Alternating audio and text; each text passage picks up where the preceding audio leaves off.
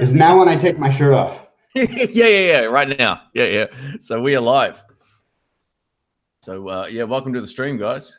Thanks for popping in early. That was cool. I'm sure we'll get a few other people along as we go. It's always the way. I gave nobody any notice about this, as per always. So it's just I was just doing a little stream myself, and I just got cool. What do you do on your channel? I don't know if I've actually nothing, seen it. because no one ever comes. Try to play guitar and make a fool of myself. That was just. I've been doing that for years. Don't worry. It's no, you can play. So I have that THR-10X, and one of the guys I follow, he just got one. So I haven't used it in a while. I've been using my Katana 100. So I just reinstalled this because I've done. You know how Windows 10 is with those stupid updates. And you know, and I got to wind up doing a clean install for it to work right. It's just a pain in the you know what. But so I finally looked that back up there and showed him some stuff. I've got the THRC, and it's a great little amp. You know, I actually have it right over here. I don't know if you can see it right over there. But the only thing is, I don't know if it's just my unit or not, but the clean, you can't get enough volume out of the clean. You almost have to turn the gain knob up. Yeah, it's funny you just said that. Funny you just said that, because I was, you know, I like the rocky sound, you know, but I was doing something just now live, and I have it hooked up USB, and I just put it on a clean, and it sounded halfway decent, you know. I'm just playing it like if you play it back on YouTube, you'll hear it, and it sounded pretty good actually. But I have that Katana, you know, you did a review on the Katana 100, and Shane, and but to me it seems like you can dial in a real nice sound in no time on the THR-10X, much faster than you can on the Katana. I mean, the Katana is fine, but I don't know. It's just I like that. I haven't used this in a month or so because you know, I got like 4 or 5 guitars. I might switch. I was like the PRS. You know, I got a PRS SE like you, except I got the red color, the nice. whatever color it is. But you know, I was playing that for 3 months in a row. Then I got this Ibanez behind me, and I wouldn't put that down for 3 months. Then I've been playing my American Deluxe Strat for last month and a half, 2 months. Cool. Yeah, it's a pretty diverse selection of guitars. That's good. Nice. EVH, that's what I got to get next. What do you think of the PRS SE, by the way? I know I probably asked you that before, but I love it. I mean, I loved it. I haven't touched it in a while, but when I first got it. Now, you know, every time the last few guitars I got, the Ibanez Prestige and the PRS SE Custom 24, I got them from Sweetwater. And any new guitar that I get, it's never set up right. And I'm not blaming anybody, but I always got to take and get it set up. I just don't trust myself messing around with it. Yeah. Hey, can you tweak your camera a little bit so that your head's centered? Oh, I don't want anybody to see my head now. I'm like it. There you go. Handsome enough guy. Yeah. See my gray hair. Yeah. Well, at least you got some, mate. It's good. Oh, I thought you guys shaved it like that. I didn't know that. Yeah, no, there's a little left. But yeah, I think for the money, for, you know, the PRS SE Custom 20. I mean, I can't imagine spending. I don't know what's a American one go for. I don't know, thousands, a couple thousand. I don't know. Too much money. Here, I had a PRS SE with the soap bar pickups, and it was cool for what it was. I ended up going more towards the tellies and strats, and kind of just stopped playing with it, and eventually just sold it off, like we all do eventually, I guess. Yeah. So is that what you have, strats now? Mostly, I've got a couple of Mexican strats. One of them highly customized has got Jimmy Vaughn pickups in it, which it was just like a steal. Some crackhead put it up, huh? I want to try those pickups at some point. They sound great. I got the guitar for $200. Some crackhead had it in the back of his Subaru overnight, and I showed up, and he pulls it out, and the thing's cold. And we're standing in his driveway. It was here in Reno, Nevada. It's probably like, I don't know, 50 degrees Fahrenheit. And the thing was a mess. I had a green rattle can, spray can paint job. And I was just about ready to walk back to my car. He says, no, come and just plug it in. You got to hear it. You got to hear these pickups. Yeah. I plugged it in. Sure enough, it just blew me away. He wanted $250 for it. We settled on $200. and it was great. Wow. I've since painted it yellow myself, and it's just a really fun little nice. guitar. So, oh, that's cool. Oh, good stuff. I just Yeah. want to give a couple of quick shout outs to everybody in the chat here already. We've got 55 people watching already. So Jason, welcome. Stan, we've got Dan, Curtis, James, Stuart, Tracy, R2, R3 Locking Nut. He's the king of the live streams, this guy. I see him everywhere. We've got Wayne. Welcome, Wayne. I haven't seen Wayne for a while. If you want to jump on, man, I emailed you, so you should have the link. Just check your spam folder. We've got Ben Coombs, Jason Wade, Showman Blues, welcome. And lots of other folks already. Let us know where you're from, too, in the chat. So, yeah, like... I think the 2018 PRS SEs are a little different to the older versions from what I've seen in person, and also pickup wise they're quite different to some of the older ones too. So yeah, I don't know. I must have just bought a gem because I play it all the time. Like I'm still pretty addicted to it, and yeah. So I got mine in 2017. I think like November last year. Yeah. And that was an SE? Yeah. Okay. I just got it all. I mean, just on a whim. I mean, I never even played one, and I said I'm gonna. And then I got the Ibanez the same way. I saw somebody online with it. It was beautiful. Here's my stupid thought process. If it looks nice, I got to get it. Doesn't matter if it plays good. Are you married? Me? Oh yeah. Yeah. Well, tell me the secret how that goes there. 34 years, the 28th. It'll be 30. Okay. And she's cool with your gear obsession? Well, I don't have that much. I mean, if you look at all the people we follow, the Tone King and Philip McKnight, I got 5 guitars. That's all. That's all I got, 5. Yeah. And one of them's just an off-brand one. Yeah. But she was a little crazy. My wife was a little crazy because I spent over $1,000 for that and over $1,000 for the Strat. But the other ones weren't that bad. Are you married, Adam? Yeah. We've been married about 12 years. I met my wife in Costa Rica. She's Colombian though, so we lived several different countries in Latin America, and then I got tired of Latin America and came back here. And it's real interesting. We spent a lot of time in Colombia, where her family is from.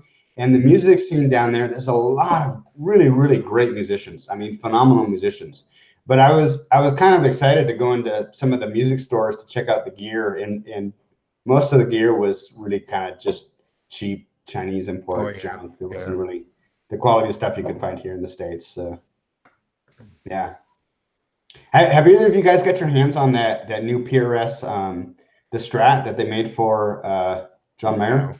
Yeah, I have. Well, that's right. Yeah, I haven't played it, obviously. Well, I picked it up and had a fiddle, and it felt pretty nice. But we did a video of it. I think one of the only ones that landed in Melbourne we got our hands on, and we did a quick video. And Dr. Rick sort of said it felt like a nice Strat, but if he was still going to go buy a Strat that's that expensive, at least in Australia, it was $4,500 or something. He'd just buy a custom shop one, which is what he did. Right. Yeah. So he chose that over the PRS Silver Sky. Not to say they're bad guitars, but it wasn't really. It's one of those reinventing the wheel kind of things. Like, I always wonder how long. Some of these guitar players love Fender, even if they have a falling out. I think the artists still would prefer to be playing a Fender that they love over something that's kind of like a reinvention of the same thing. But I don't know. We'll see if Mayer sticks with it, I suppose. But they look good. I got to say, they look nice. The neck was nice. They didn't choke out when you bend them like crazy, even with the radius, the fretboard and stuff. So, yeah, it was good. I just wouldn't buy one over if I had that sort of cash, I'd be probably buying a higher end sort of Fender. Yeah, and especially when you're spending that much money, you want to kind of have a little bit of feeling that maybe you can get some of your money out of it. If you do fall out of love with it, and it's definitely much easier to do that with a Fender. Oh, totally. Especially the higher end sort of stuff. Like right now, because of the demands out doing the supply, that you can resell the Mayer PRS guitars pretty well price wise, but in a couple of years that won't be the case. They'll be kind of like I don't know, I could be wrong, but some new flavor of the month. They'll be like a G&L or something where you lose 50% of your money at least, and I've been there and done that. Yeah, but nice guitars either way. They are nice, but yeah, nothing too mind blowing, and I see that a lot with new guitars that come out. I mean, that is an artist guitar, so it's made like a Strat for a reason, because he wanted that sort of guitar. But excuse me, but yeah, I don't know. I see that a lot of companies just reinventing the wheel all the time. It's like, just go buy the one that is already out there. But anyway, I believe they're selling good. I believe. I wouldn't be surprised. He's like, they're on back order. They can only make so much. I believe they're on back. Mayer's a great guitarist, irrespective of what I think people think of his anything else that he does, but he's a great player. There's no doubt about it. Oh, he's phenomenal. Yeah. He's probably the most melodic guitar player. Yeah, he plays a lot of blues, but he can also play like lines that you can sing in your head, which is rare. Like Stevie Ray, as much as everyone loves him, he doesn't have those like melodic sort of patterns in his playing. He had some, but when I hear Mayer, there's certain things about his playing. It's kind of like a great hybrid of blue. He can play straight up blues, but then he can also play, those melodic lines, which you can kind of sing back. I always sort of compare that in a way to Knopfler, even though they sound completely different. You put on Brothers in Arms, you're singing along with the guitar parts, or Sultans of Swing. You just know where you can, it just sticks in your head. And Mayer's got a bit of that. There's an effortless flow. Yeah. And it's just really reoccurring lines and stuff that you can sing along with as well. It's cool. Yeah. Steve, welcome, mate. How's everybody? How are you? Good. How are you, Steve? Been a long time since we got together. Well, it feels that way. It has been. I think it's been probably a month and a half, maybe longer. I could be wrong. Longer, I think. Back in July sometime. Was it really that long? I can't remember. I think so, yeah, because we were right around our 4th of July holiday here last time we huddled. Right. Yeah, it was before your sabbatical, your vacation, before Shane's vacation. Shane's vacation, yeah. Yeah. Wow. Oh well, sorry about that, guys. It's just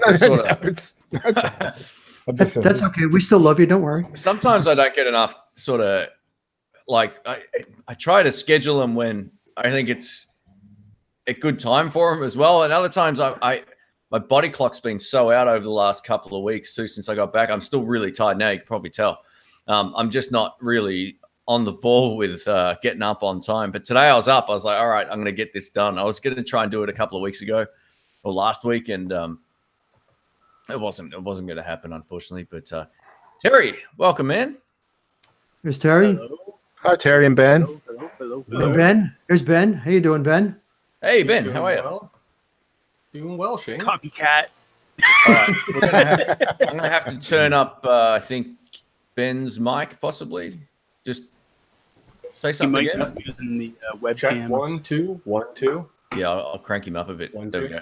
That should be better. Sounds good to me. Just bring it over a little more too. Me. Yeah. I'll crank up my headphones. There we go. All right, we've got Cheddar Kung in the chat. Welcome. So 83 people. Sort of birthday. I'm sorry, say that again. Cheddar is sort of 40 years old. Wow. There Sort you of go. 40? Sort of 40. Sort of His 40. actual birthday is a secret, but I'll just say I wished him a happy birthday this morning. Happy and then I was birthday. correct. So Hello, aged Happy birthday. cheddar. Yeah. I wish I was 40. Well, Guys, I can't even see 40 in the rearview mirror. I know. Yeah. Shane, when you look back in your career as a guitar player, is there any one thing that really stands out as this was the one thing that really advanced, like jumped forward my skill level? Who was the question to? Sorry. To Shane. Yeah, playing in the US, hands down. Starting my own band was a huge thing too, because I was forced to learn how to play, especially with in a trio situation. I just jumped straight into that blindly, not knowing like how hard that might actually be. I just figured that was going to be a, but that really helped develop my rhythm chops mixed with my lead chops. And I understood like the importance of good rhythm guitar, even if it's sparse, just adding in bits like that. But I got to play with a guy called Sammy Fender when I was in Chicago. I was only supposed to do like a couple songs, and he let me play with him for maybe an hour. And his vibe was so good, and it was just, yeah, he really liked what I was doing, and I got it on video as well. It was one of those moments where I was like, all right, so all those years trying to play blues, and it's appreciated by a guy who's just a great guitarist and great singer. I was, that was kind of like affirmation enough for me to go, you know what, I'm happy with yeah, that was a turning point in my sort of, I think in my own head about what I was trying to do. So I would say that those two moments, although the first one is more of a generic sort of term, like just starting a trio. But once you do that and you realize like how hard it is, once that becomes easier, you realize like you're a much more competent guitarist as opposed to just sitting there behind another guy or playing with another player. So being able to get away with the trio thing was definitely part of it. But just what was it about that experience that pushed your skill level forward? Oh, it was just inspiring. Like, especially playing overseas. I was lucky enough to play with a few really great players over there, and it was really motivating. Like I remember the first time I ever played with a Black American singer, and it was a whole different vibe. The vibe was so much better than anything I've seen here. It was so much better. Like, 3 foot back from the microphone, none of this sort of like fake accent kind of thing that we get here with blues. It was just like the real deal. Interesting. And seeing like, just seeing sort of like that, the actual approach to that music made it, it was just it was inspiring. That's all I can tell you. It was just about the vibe more than it was about the chops.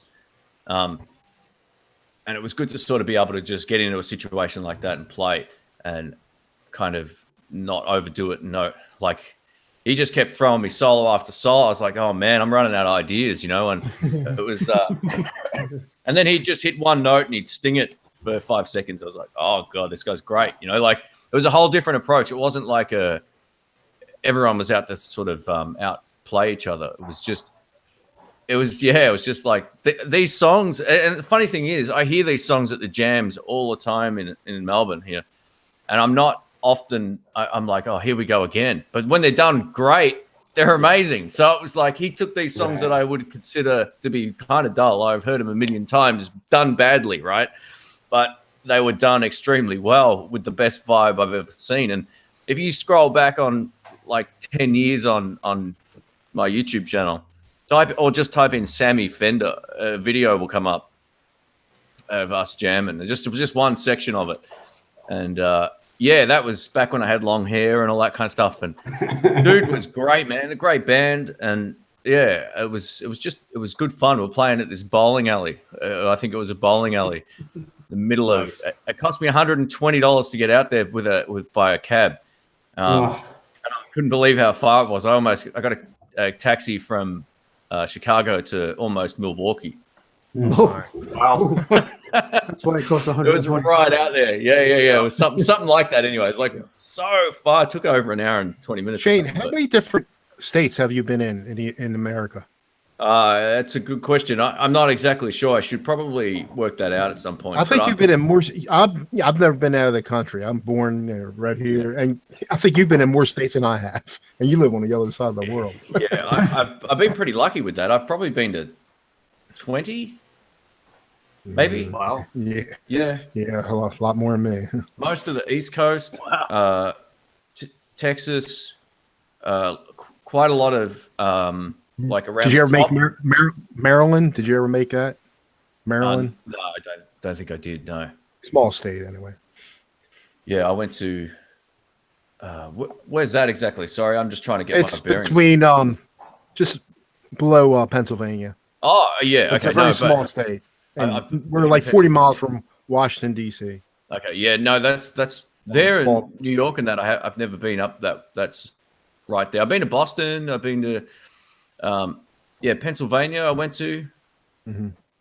but yeah, I there's still quite a few that I haven't done. Not because I don't want to. It's always the way. You go to where you know people a lot of the time. So Right. You had a chance to get to Norm's rare guitars in Southern No, California? I really want to get there. Actually, I'm wearing a maybe- shirt. Oh, there we go. Cool.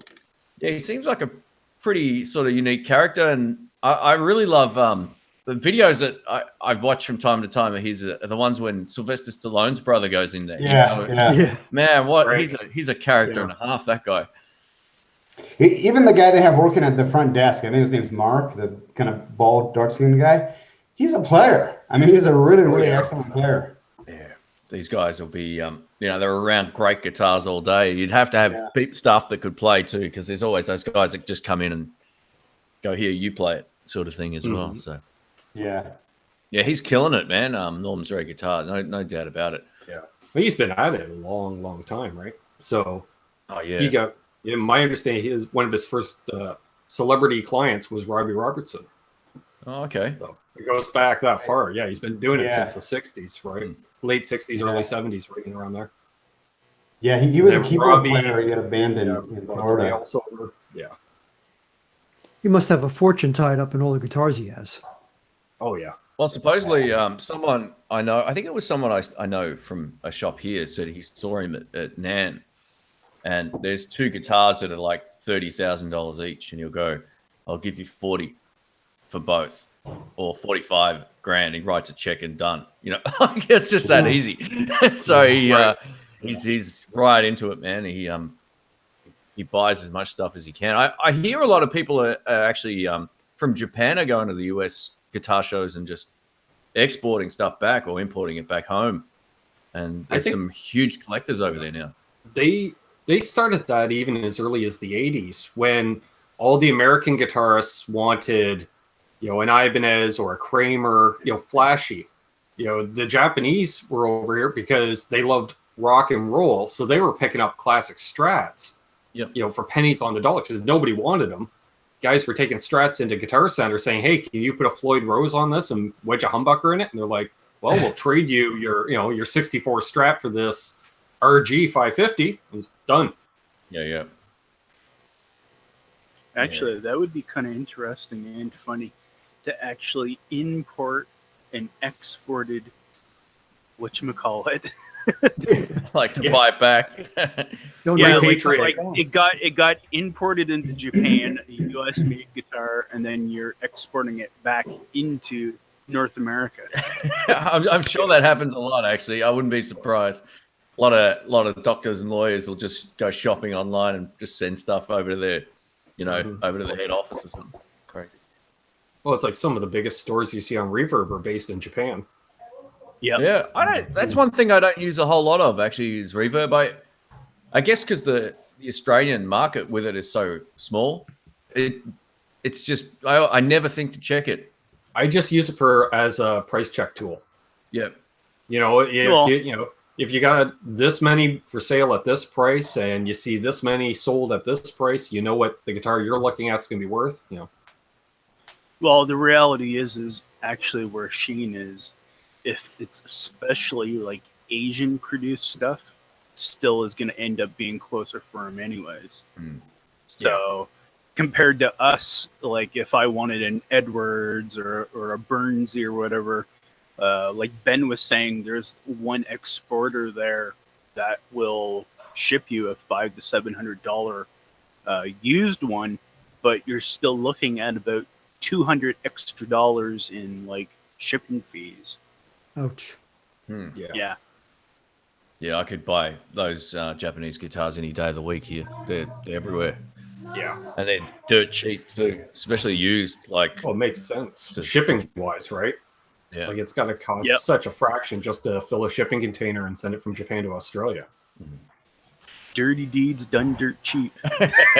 I've been on a bit of a AC/DC tear lately. It's weird. I go through this really weird phase with AC/DC where I listen to them for a month, and then I don't listen to them for 2 years, and then I've been back on their music again. It's love them so, for a it's month, awesome. hate them for a month, then I find, it's like a deep album cut from a Bon Scott album. A really nice rhythm and blues type, or a nice boogie or something, just really old school. And it's just like, man, they were a really good rhythm and blues band before they became a rock band. I saw them in 1986, and I wow. swear I lost some of my hearing. Who made who? Yeah, exactly. They were great. I love them. I still do. Thomas just asked the question: Marshall DSL 40 or Orange Rocker 15? Which would you buy? Well, for me, no brainer. The Marshall. You can drop it down to 20 watts as well. 15 watts generally isn't loud enough for playing live. If you're playing at home, though, the 15 might be a better choice. That'd be my suggestion. So Shane, any gas? Yes. Yeah. No. It was cured yesterday, though, thankfully. I didn't end up buying anything, but one of my local shops got in a couple of the new Fender Hot Rod Deluxe version 4s. Finally. Like, I've been waiting on them forever. A couple of shops have had them, but I haven't had a chance to crank them up. You know what? I was a little underwhelmed by the single 12.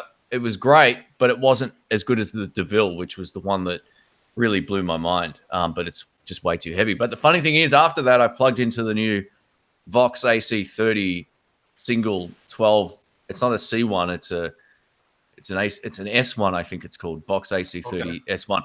It's one channel, so you got drive, volume, bass, treble, and reverb. Right, so not just one circuit, nice and simple. Things sounded amazing. Sounded so good. So I had a little bit of gas for something that I didn't even expect. But no, look, I've been pretty controlled lately. I'm actually thinking of downsizing my guitar collection. I've got more now than I need, and I've got more than that can fit in my cupboard, which is, I like to keep my collections just stuff I play all the time and stuff that I have that I can close off and put it away. So now I've got guitars and I've got a bass over here. I can't fit that in the cupboard. So, Shane, there's always you don't gas. expect us to believe that you're going to downsize your collection, do you? We know you don't. No, I don't keep a lot of the stuff I'm sent because that's how I pay my bills. But in terms of pedals, especially, but the guitars, I've got 5 guitars in the last 12 months. I had 2 from Dan Electro. I got that Supro, and I bought 2 SX guitars. So that's a lot of extra gig bags and sort of stuff floating around. So Anybody else been gassing? Yeah, EVH. Last week. I got to get an EVH. I've been for the last month or so. I've been looking at all the reviews for the Katana online, and I've always been a big Roland guy. I love the Roland cubes, and really want to like the Boss Katana, but I just have this feeling that it's left me with that it's just kind of the flavor of the month. That I went and I've tried a couple of them now, and just I can't get it. I don't know what the hype is about. Yeah, I have the 100, and like I said, you got the Yamaha. I can get a quicker usable tone way faster in that than I can of the Katana. And the Katana is still nice, but you really got to work with it to get on. Two words. Oh, would you buy it again? Would you buy the Katana again if you had it to do over again? Yeah, like I said, I I only put a little bit of money into it because I traded other stuff in. Probably because it was the hype. That's the main reason why I got it. I got the THR10 afterwards, and the only reason why I got that is I did a survey on Guitar Center, and they gave me $100 coupon. So that's why I got the THR10. Sometimes you can get stuff at a Guitar Center. For myself, I gassed a little bit this last few months. I traded in my Blues Deluxe for a Fender 65 Deluxe Reverb reissue. Oh, really? Nice. I just love that amplifier. And when you stick it in with my Fender Strats or even the Tellys, that's just the sound that we've all heard on how many recordings over the years. People talk about oh my God, Muscle Shoals, every place you can possibly think of, especially from the It's a 60s. benchmark amp. It's a benchmark amp, yeah. And I just like the sound out of it with my Strats. And I picked up. You probably already know I like Boss pedals, and I picked up a Boss compressor. Oh, cool. Okay. So that was my guess. Nice. Hey, I've just got a quick question here. Sean used the super chat. He said, "Shane, greetings from Chicago. I have Chicago, excuse me. my kind of town. I have 2 Class 5 amps, 1 head and 1 combo. Should I trade it for the Origin 20 head?" The only Origin amp I would consider would be the head, because you can pair it with a much better speaker that come with the amps. And in terms of its setup, it's probably pretty similar, like 1 channel and you're done. So yeah, it's probably and you're going to have a louder, cleaner tone with the 20 over the 5, but tone-wise, the Origins aren't for everybody as well. I'd almost consider maybe checking out the DSL 20 head as well, unless the only trade you can do is for the Origin. I mean, have a play of it and see.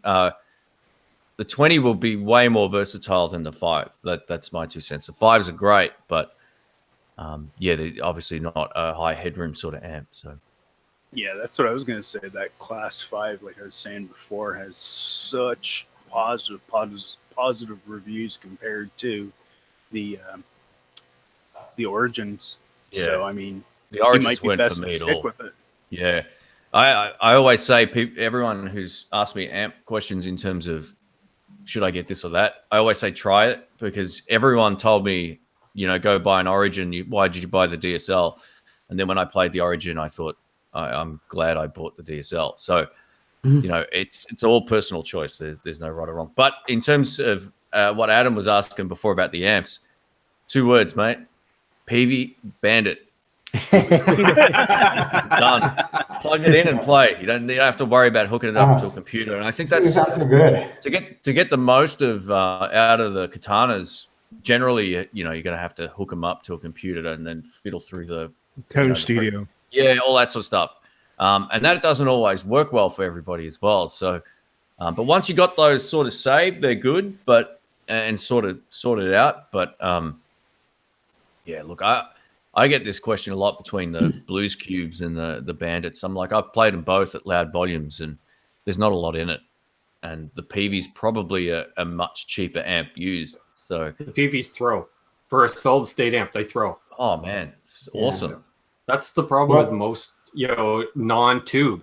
The vacuum tubes somehow make it throw. Like, it sounds great even 15 feet in front of the amp, but you get 35, 40 feet in front of it, and it's just nothing. I tell you, another problem with solid state amps is a lot of the time they're built with they're put together with really crappy speakers. Yeah. And they can be 60-watt amps with a really bad speaker, and you're not going to get anything out of them. Like, I think that's why the old solid state amps are really great. I got a chance to play one of those Fender Deluxe Plus solid state amps, and that was as good as the Peavey Bandit. It was so loud, it was brutal. And I looked at the speaker and it had this big magnet in the back, and I thought, man, this is what all of these solid state, even Tech 21 get it wrong. They build these really great amps and they put really crap speakers in their amps.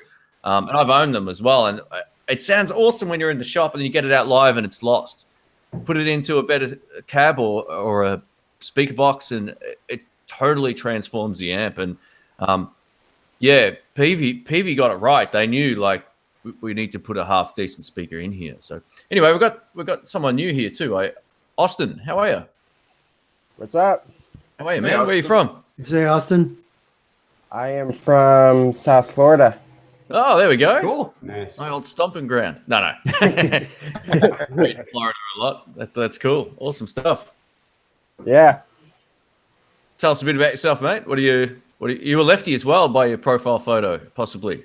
Yes, I am a left-handed guitarist. I've been self-taught. I also play at my church, Cool. and I am also learning some blues riffs and all that. And I have a Ibanez and Peavey. Nice. Peavey. What sort of Peavey? Peavey. Someone's become a PVA fan club, hasn't it? They're so good, man. They're one of those amps like that they spread. Once someone hears them, I got a PV back there. oh, there we go. What have you got, Ben? I'm not too sure. What... That's around a 1976 original PV Classic 50. Oh wow! So, yeah, complete with square magnet speakers. Oh, okay, cool. I don't know if I know that one. That looks pretty cool. That was their idea of the Fender Twin. I love how they just copy other ideas. It's like done. Oh yeah. Yeah. Well, it worked for James Marshall, so why not Peavey? Yeah, I love how Fender sort of or copied. Mr. Trainer. Or Trainer. Oh, yeah. What's Trainers... the advantage of a square magnet? Who knows? It was the 70s. You know what that might have been? The Jensens had that square sort of metallic thing on the back of a lot of their. I don't know the model off the top of my head. It's like they put them in the super reverbs. They got the little square sort of piece on the back. Yeah. But I don't know if it's the same as what Peavey were doing on. I'm not 100% certain. Yeah. Anybody ever play a Peavey Deuce? Yeah. Do you remember the Peavey Deuce? I know those. Oh yeah. With I think they had I had a tube. They had tubes in them. Yep. I believe. Oh, okay. There was another one that they had. It's either in the pre or else their power amp tube. Are they 200 watts, those amps, or are they I think they were like 100, 120, 100. I can't remember. It was in the early 80s. I had one. Yeah. I know. Yeah. And it was a tube amp. I don't know if it was, but it sounded pretty good, especially when you're playing Freebird for like an hour and a half. Joey says, I bought a Bandit because of Shane a year ago, and it's fantastic. So there we go. And if they weren't good amps, I'm sure I'd hear about it in the comments. Just now, like Shane, he's ruined me for Bandit. Every time I see a Bandit, I do a double take, and I go, well, is that a good deal? I should talk to Shane. Are the new Bandits still worth buying, Shane? The new ones? Oh, look, they're okay. They're just not as good as the red stripe ones. They've done something to them that it just doesn't feel as good to play. They must get. I see them, but they go fast. The old used ones, the older ones. I don't see them long. I would say I liked everything about the older ones more, apart from the fact the new one has a boost circuit. I mean, if you've only got the new one, you can make it work. But yeah, I did a comparison between the both, and to my ear, the red stripe one just left it for dead. It wasn't even close. It just feels more like what I like hearing. I mean, everyone likes different stuff. So right, yeah. We got hey, Mr. John. Say something. Yeah, here we go. He's just sitting there staring at us. I didn't want to interrupt. Hey, John. He's just talking here, Steve. It's like he's trying to put the whammy on us or something. I just didn't want to interrupt, and because I've got no equipment with me, I'm just wondering if this. I'm just using the phone mic today, so it's fine, man. Working around. That's better than normal. Looks good. Yeah. Well, he's inside this time too, so I haven't got the microphone rubbing on me. You know what? He's just cut out. So if you need a guitar, since you're low on gear, I'll lend you one here. What I meant was like gear for doing the Hangout. I managed to bring some guitars with me when I moved down, so I still got most of my stuff in storage up in Sydney. So, ouch. Yeah, it's annoying. Yeah. I was listening to the Brian Wampler podcast. He's the guy that makes the pedals.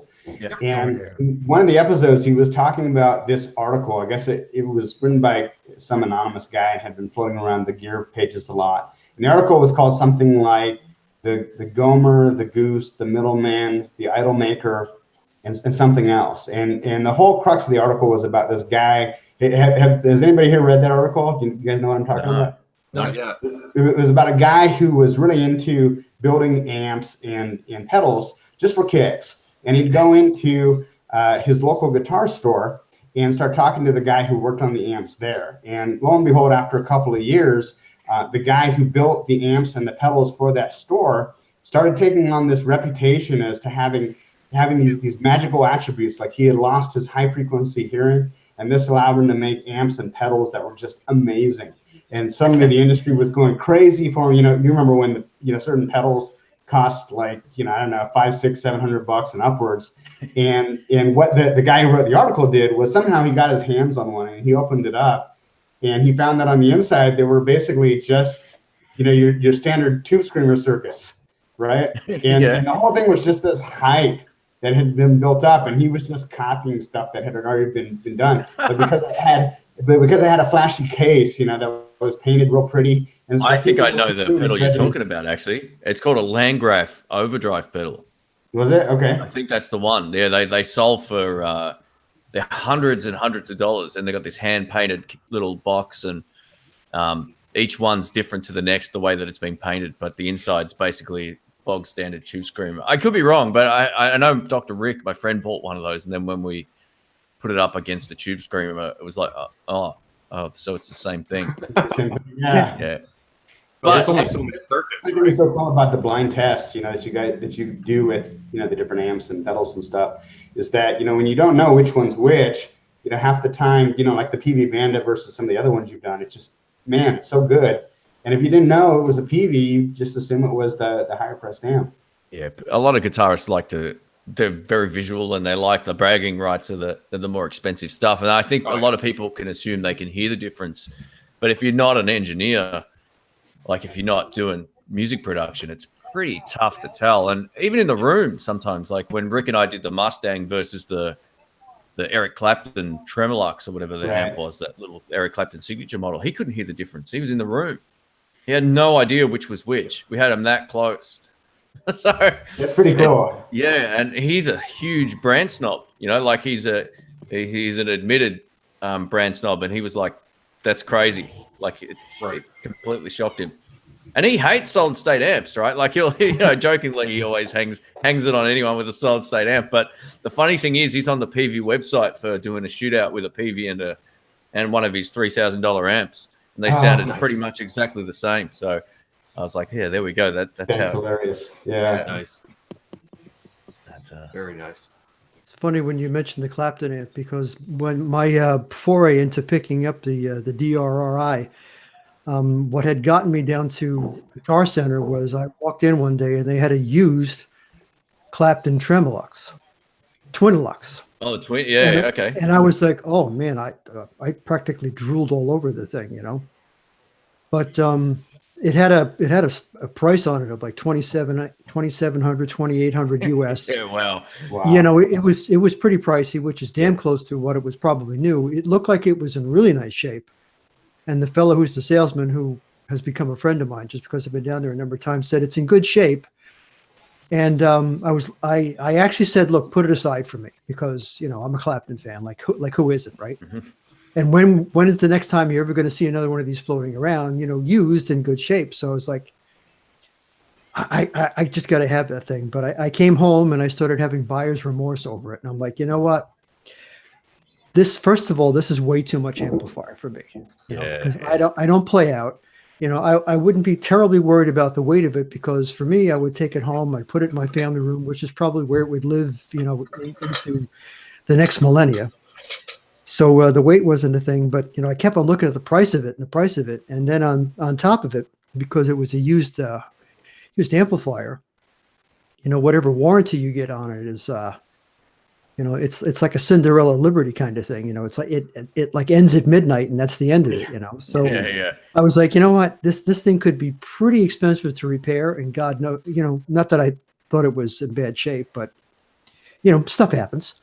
And I couldn't imagine what it would cost to repair, like, a hand wired amplifier, So I wound up calling him back and said, look, but I'm really sorry. I can't pull the trigger on this one, but you've got that 65 Deluxe Reverb reissue that I've been looking at for quite some time, which is really the amplifier I want before I bought the Blues Deluxe. Mm-hmm. And he was like, yeah, I'll make you a deal. So I traded that in, and cool. They put the Clapton back on the floor, and that's I walked away, with a pang in my heart, but whatever. I actually think you did the right thing. Like I've played through those Clapton Twinilux a whole lot of times, and unless you got them on, cranked, they're not probably as nice sounding as a deluxe reverb. Deluxe reverbs are just great. Like you actually have that reverb circuit if you want it. Clapton amp doesn't have any of that. What I do like about the Clapton amp, though, if you drop it into half power mode, it only uses one of the two speakers, which is kind of cool. But that's kind of weird. Yeah, So no, you can play it with both speakers. You can play it attenuated with both speakers, and then you can play it with just one speaker. So actually, it is sort of flexible, which was one of the things that was also, sort of like hooking me to go in and picking this thing up. But the price was just too much for me. So I was like, you know what, let me do the other thing. And I have to tell you, I like that amp. So I'm pretty happy with it. that's Yeah. right. Yeah. No, they're the best one of the best pedal platform amps of all time. One of the best cleans of all time in terms of the the 6v6 amps. It's probably top of my list in terms of what it does. Yeah, it's and it's got a tremolo on it too, which I guess a lot of people don't use, but I was just messing with it the other day, and I put the tremolo on it, and I was just plucking a few notes, and I'm like, this reminds me very much of the music that you remember from the cowboy movies from the 60s and 70s, and all of a sudden right out of my hands came out dun dun dun dun dun dun dun dun dun dun, cool. and I'm like, oh, it's like Ghost Riders in the sky.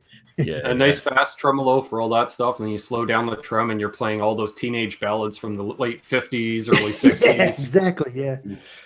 Well, they probably all got played on them anyhow, so it's one of the most recorded amps, in history. I'm pretty sure that deluxe reverb, like you said, it's got a particular type of sound, no doubt about it. Some of the best live tone I ever recorded was with a deluxe reverb and a tube screamer. So, can't go wrong. It feels the best.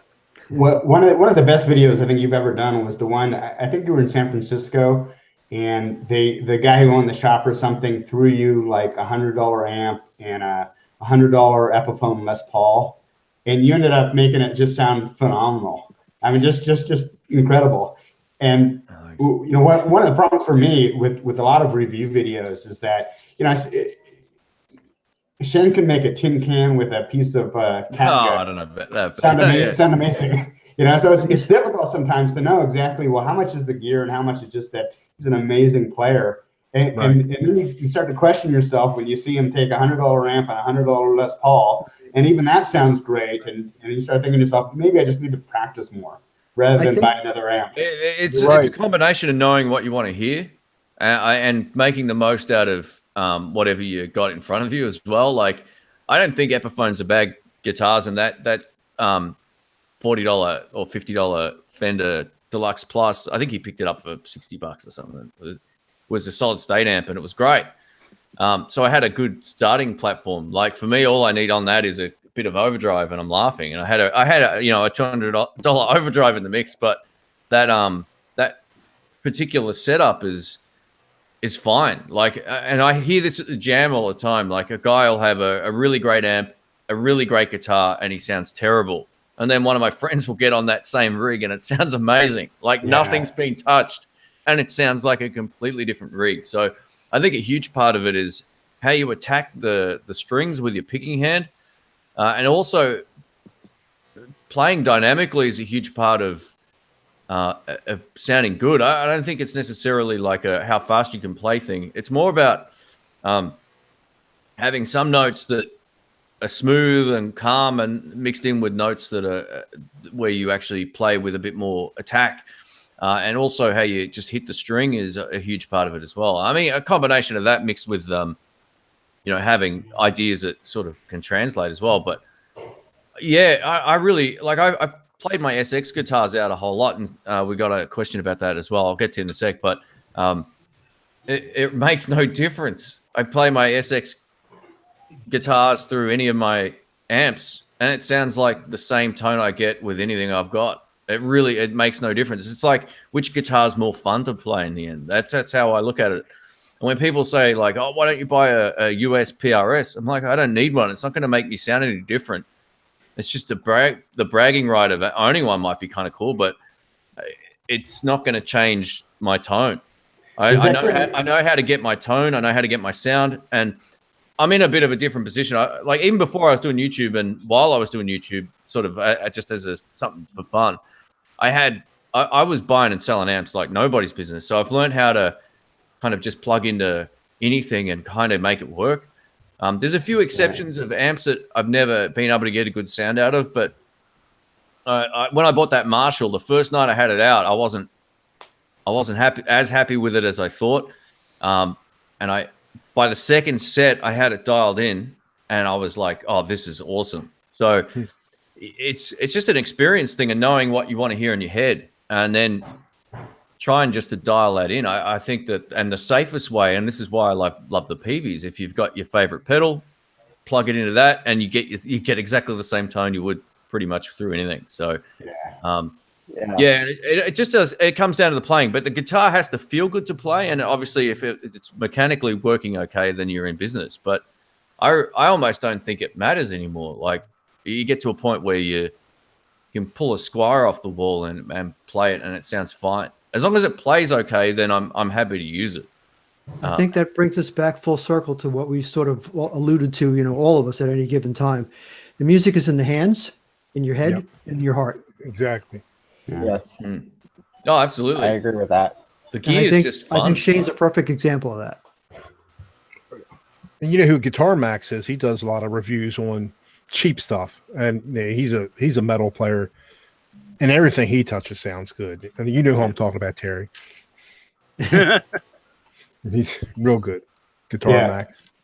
Yeah. You've really got he's doing the $130 guitars, and they sound great.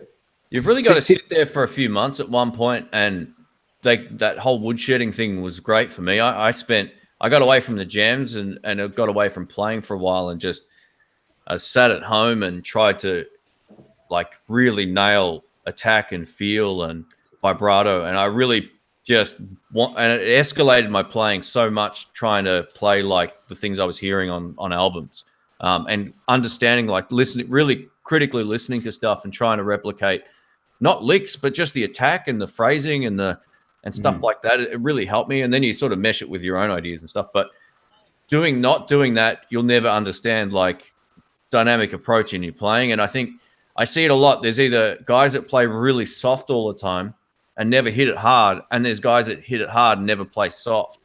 And they always sound very flatlined with what they do. And that attack is, and the dynamic approach to playing is the most important thing to make your playing stand out. Even if you're a beginner, if you can understand, like, I want to hit a harder note from time to time to make it pop, it's part of the challenge almost. And playing smooth and all that kind of stuff helps as well. But I reckon that the majority of people that aren't happy with their own playing don't have any different. They'll pick every note the same. They'll pick a chord the same dynamic as they'll pick a single note, and it's just not the way to play. So, in my opinion, that's only my opinion. Everyone's got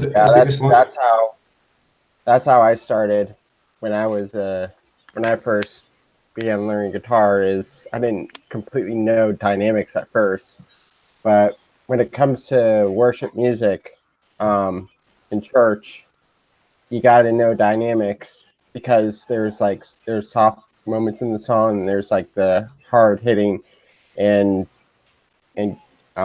building moments of the song. So you really got to know dynamics, and you have to have the gear to I wouldn't say you have to have the gear, but know how to use your gear to get to the dynamics that the song wants. Oh, totally. Yeah, I mean, setting your stuff up is an important part of it. For years, I had my amp too low and my pedals too loud. And if you turn your amp up, all of a sudden you get so much more of a better sound, especially when you play live, as opposed to trying to push it first. So, you learn this stuff as you play live. But I always just keep an eye and an ear open. You know, there's usually people that I do that. I watch other YouTube videos and I'm like, oh, that's a cool lick. Or I'll just get on a binge watching a certain artist, and I'm like, oh, that's a lick that I want to, that's something I want to work out, and I can kind of see what he's doing. And then, in my case, for dynamics, Shane, like I find now, because I'm in a place in a band where we are basically two co-guitar players. We both play rhythm, we both play lead. But when if Richie's singing and you want to put in those little licks between the vocal lines, but you don't want to be clicking a mini boost just for them to come through, you realize, okay, I'll hold back while he's singing, and then you just dig in that a little bit. Yeah. And that's all you need to do. Well, that's it. And I think that's another problem I see in the live situation a lot is just the rhythm guitars are always either fighting each other or they're both really busy. There's less is so much better when you're hearing, as you said, like if I'm feeling, even if I'm doing a blues, which predominantly there's a lot of guitar, I won't ever have my guitar volume on my solo setting while someone's singing. Never. I'm always turned down. So just to do little fills, and that's exactly right. You're spot on. See, in my case, I got these couple higher end guitars, thinking that, well, I have to get better. It'll make me practice more. That was some of my reasoning. And then with YouTube, that's true to some extent too. I think it's inspiring to play a nice instrument. Yeah, and with YouTube, I mean, if you want to learn something, they're there. I mean, you just click on, just type in anything, and it's there to learn. I mean, they didn't have this stuff 30, 40 years ago. Oh my gosh. I wish they had it when I was younger. I agree and disagree. For me, like I said, when I actually really started out, my mom couldn't afford much, and it was an old Harmony acoustic. The strings were almost this high up off of the fretboard. Brutal. And slide guitar. That's all I could do was play slide. So, I mean, to me, I think starting off with a low end, getting your feel in that, just gives you more encouragement to actually get better. Then you reward yourself for a better instrument. Oh, I see that as well. There's times where I get uninspired and I'm like, oh, geez, I just want to get something different and see if it reignites that sort of urge to want to play more as well. And that does sometimes work, and other times I'm like, oh, what did I just do? But I think you just got to, I don't know. There's a point where you're buying junk, and then there's a point where you're buying something that can be fine, and anything above fine is going to be, a good learning instrument. There's no doubt about it. Today, the junk, what you call today, is way better than what you had, like I said, 30, 40 years ago. When the first guitar I ever learned I got was a 1969. It was, and Steve probably remembers this. It was a K guitar. I think I paid $15. Oh, yeah. Okay. I had a K bass, yeah. Wow. Yeah. I remember K bass. It looked nice, but I didn't know nothing about action. It's about 2.5 feet off the. But well, when you talk about too, sometimes higher end, lower end guitars and stuff. Sometimes I think we presume that the lower end stuff is going to be not as desirable because maybe the actions aren't quite so good. I think we can probably all agree that playing guitar is a very tactile sensation, and then you put the audio part to it as well. But if you have a guitar that you're playing and just you feel like you're fighting with it, or the strings are just too hard to bend, or they won't bend for you, or the radius is just wrong for your hands or whatever. If it doesn't fit you tactilely, it's not going to play for you, and you're going to lose interest in playing. As opposed to maybe something that is, more pleasant in the hand, so to speak. Oh no, totally. And it encourages you to go out and just, look, this is fun to play, so I'm going to play more often. Like those. But cheap my PSX. point was the cheaper guitars today are so much better than they were.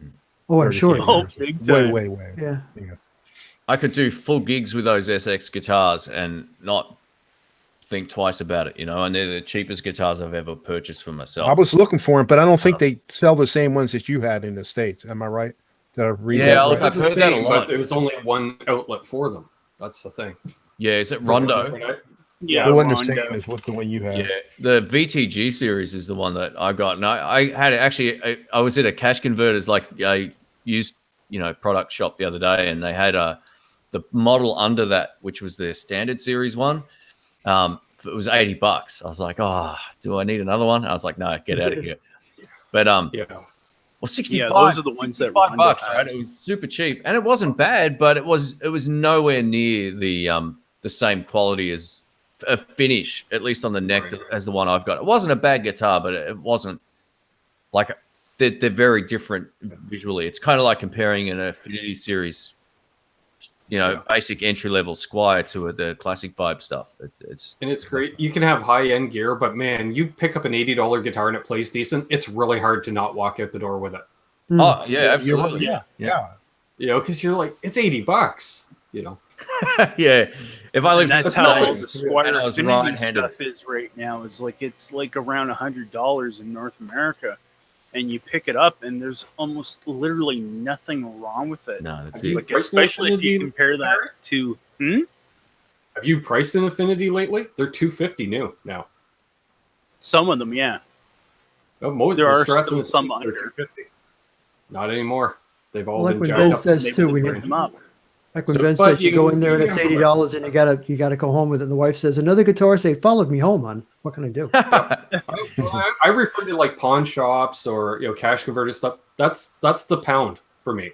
I rescued another one from the pound. Oh, That's yeah, what I yeah, always yeah. say. That's good. It followed me home, hon. What am I gonna do? Yeah, if I didn't, I don't know what would have happened if I didn't take it home. Gee, We had a couple of people asking how they get on this stream. So just email me at intheblues@outlook.com and I'll put you on a list. And I give no heads up on when these are going live, but it's usually Sunday my time. So it'll be Saturday, Canada, US time, and probably way Prime too time. early in the morning in England. But yeah. Even I didn't know until I was looking at my subscriptions, and all of a sudden I see In the Blues Hangout, and I'm like, oh, check my Yeah, email. yeah. Oh, there it is. I apologize for not Yes, seeing them as often as I normally would. I don't know. I'm never organized enough for them lately, and I'll try and I always say that, but I'll try and make them at least a monthly sort of thing. Speaking of organized, you do remember you're coming on my channel tomorrow night, right? Yes, yeah. Okay. So That is Monday for yeah, Shane. I don't know if I'll actually be home. I'm house sitting. My mum's overseas at the moment, so I'm looking after her place in the evenings because she's got some pets. So, yeah. More guests than for Ben. It might be that the background looks completely different when we're doing our stream, but yeah, no, I'll be on there. No worries, man. And we had a question too. Someone asked me, what do I think of the SX versus the Squire? I did a couple of videos, both based on the Strats and Tallies. So just type in SX versus Squire. It should come straight up, and I give you my 2 cents on the pros and cons of both. They're both fine. It just comes down to how much you want to spend and all that sort of stuff as well. So, Yeah. XS versus Squire. Squires, I think, are beautiful guitars, in my opinion. yeah, They are. they're fine. Absolutely. I mean, I've owned a number of them over the years. The best one I had was the Classic 5. That was an awesome Except guitar. if you're talking about the Econo low-end ones from the early 80s. I had Terry. I had in the early '80s wasn't much better though. I had a Squire and it had one pickup, and I didn't realize the Squire was not made in this is back in the early '80s. But it actually played good though. Actually, And you lucked out then because a lot of them were terrible. Had terrible tuners on them. well, I didn't play very good, so it didn't matter. Like I still remember the one guy when I was working at a marina over a summer. He got this Squire, and it was like a beautiful maple neck, beautiful headstock on it, and it had a beautiful like blizzard pearl kind of whitish finish to it.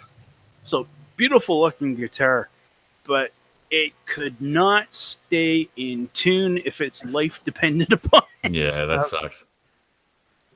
I had some friends that had some American It's not worth having. Gibson SGs, and he had a heck of a time for those staying in tune. Yeah, I don't think we need to cover Gibson again. Oh, really? We beat them up pretty good, haven't we? Yeah. I've got an Epiphone Les Paul Special 2, like the one that you're talking about that Shane was playing. I got And one like that. I originally picked it up just when I was still in Sydney to leave in Melbourne, so I'd have something to jam with. And I brought it back to Sydney with me the first opportunity I had when I came down with the car, because it's just a freak. It's just, the cheap guitars, if you find a good one, sometimes they accidentally make something that's better than what it should be. Obviously, what they save on is quality control and materials, and you don't get the durability, and obviously you don't get the sort of the brand name sort of reputation behind it. So because they do all those things that I just mentioned. So, but every once in a while they'll, you know, without meaning to, really just put the two good pieces of wood together and wire it up straight, and it's fine. Admittedly, this thing's got replacement tuners on it, but I haven't had a problem with it. Yeah, cool. No, they're nice guitars. I found one actually at a shop not far from my place, and it was used, but the tuners were actually floating off the headstock. They were. Oh my God. If you look at the headstock from the side, so it's sort of going like this, you could see straight through the tuners. I was like, nah. Wow. No, I'm not going to risk this. But mate, that's just extra turns on the screwdriver that you don't need to do. That you're going to take those tuners off anyway, because the original tuners, you know, they're the old style, you know, sort of those diamond kind of offset covered back ones that they never tune. Yeah. But, no, you're right. I probably would have done that, but yeah, I don't know. It wasn't in great shape either. Unfortunately, it was fair enough. And they were asking way too much money for it as well. They wanted $275 for a used Epiphone special. I'm like, they're $100. So how does that happen? That the used guitar is so much more expensive? It's like, no, I'll wait till I travel. I'll pick one up. The only way I could see... Go ahead, Tara. I was just going to say, the only way some of those old Epiphones like that would be worth money would be if they were the actual made in Korea ones. In my video I posted recently about my guitars from 2010 up till now, you can see in there an Epiphone G310 that was made in Korea.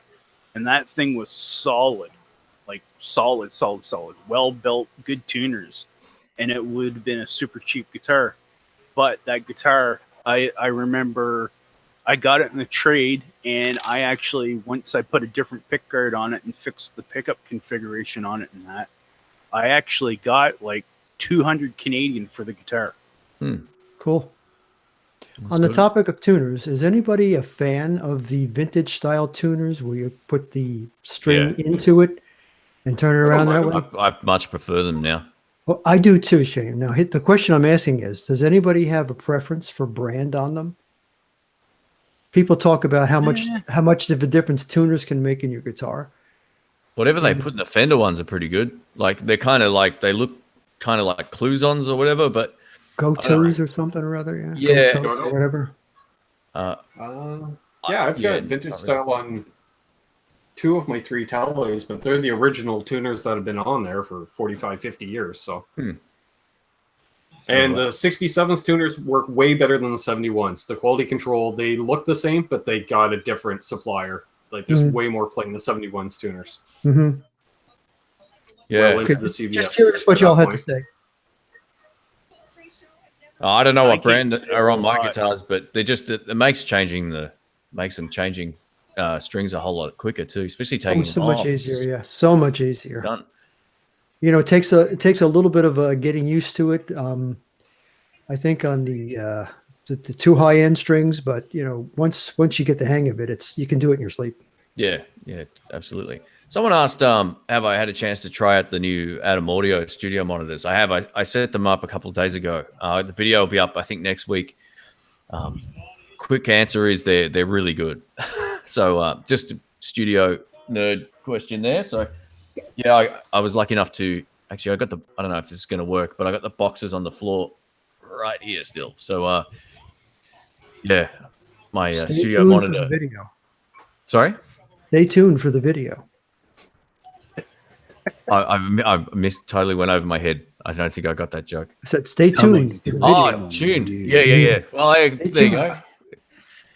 Yeah, they say that in the States when they don't want you to change the channel because they're going to a commercial break. They say, stay tuned for the upcoming whatever, you know. Yeah. So I thought that was a joke about your tuning question just before. No, I'm sorry. Didn't mean to lead you in bad directions. This is my Epiphone. And I almost bought a new Gibson, but I like this better. I got it last November. It was used 2011, but it's set up right off the bat. And I was looking at those Gibson faded tees, and this is so much better. Stay away from the faded tees. Yeah, I remember you told me that.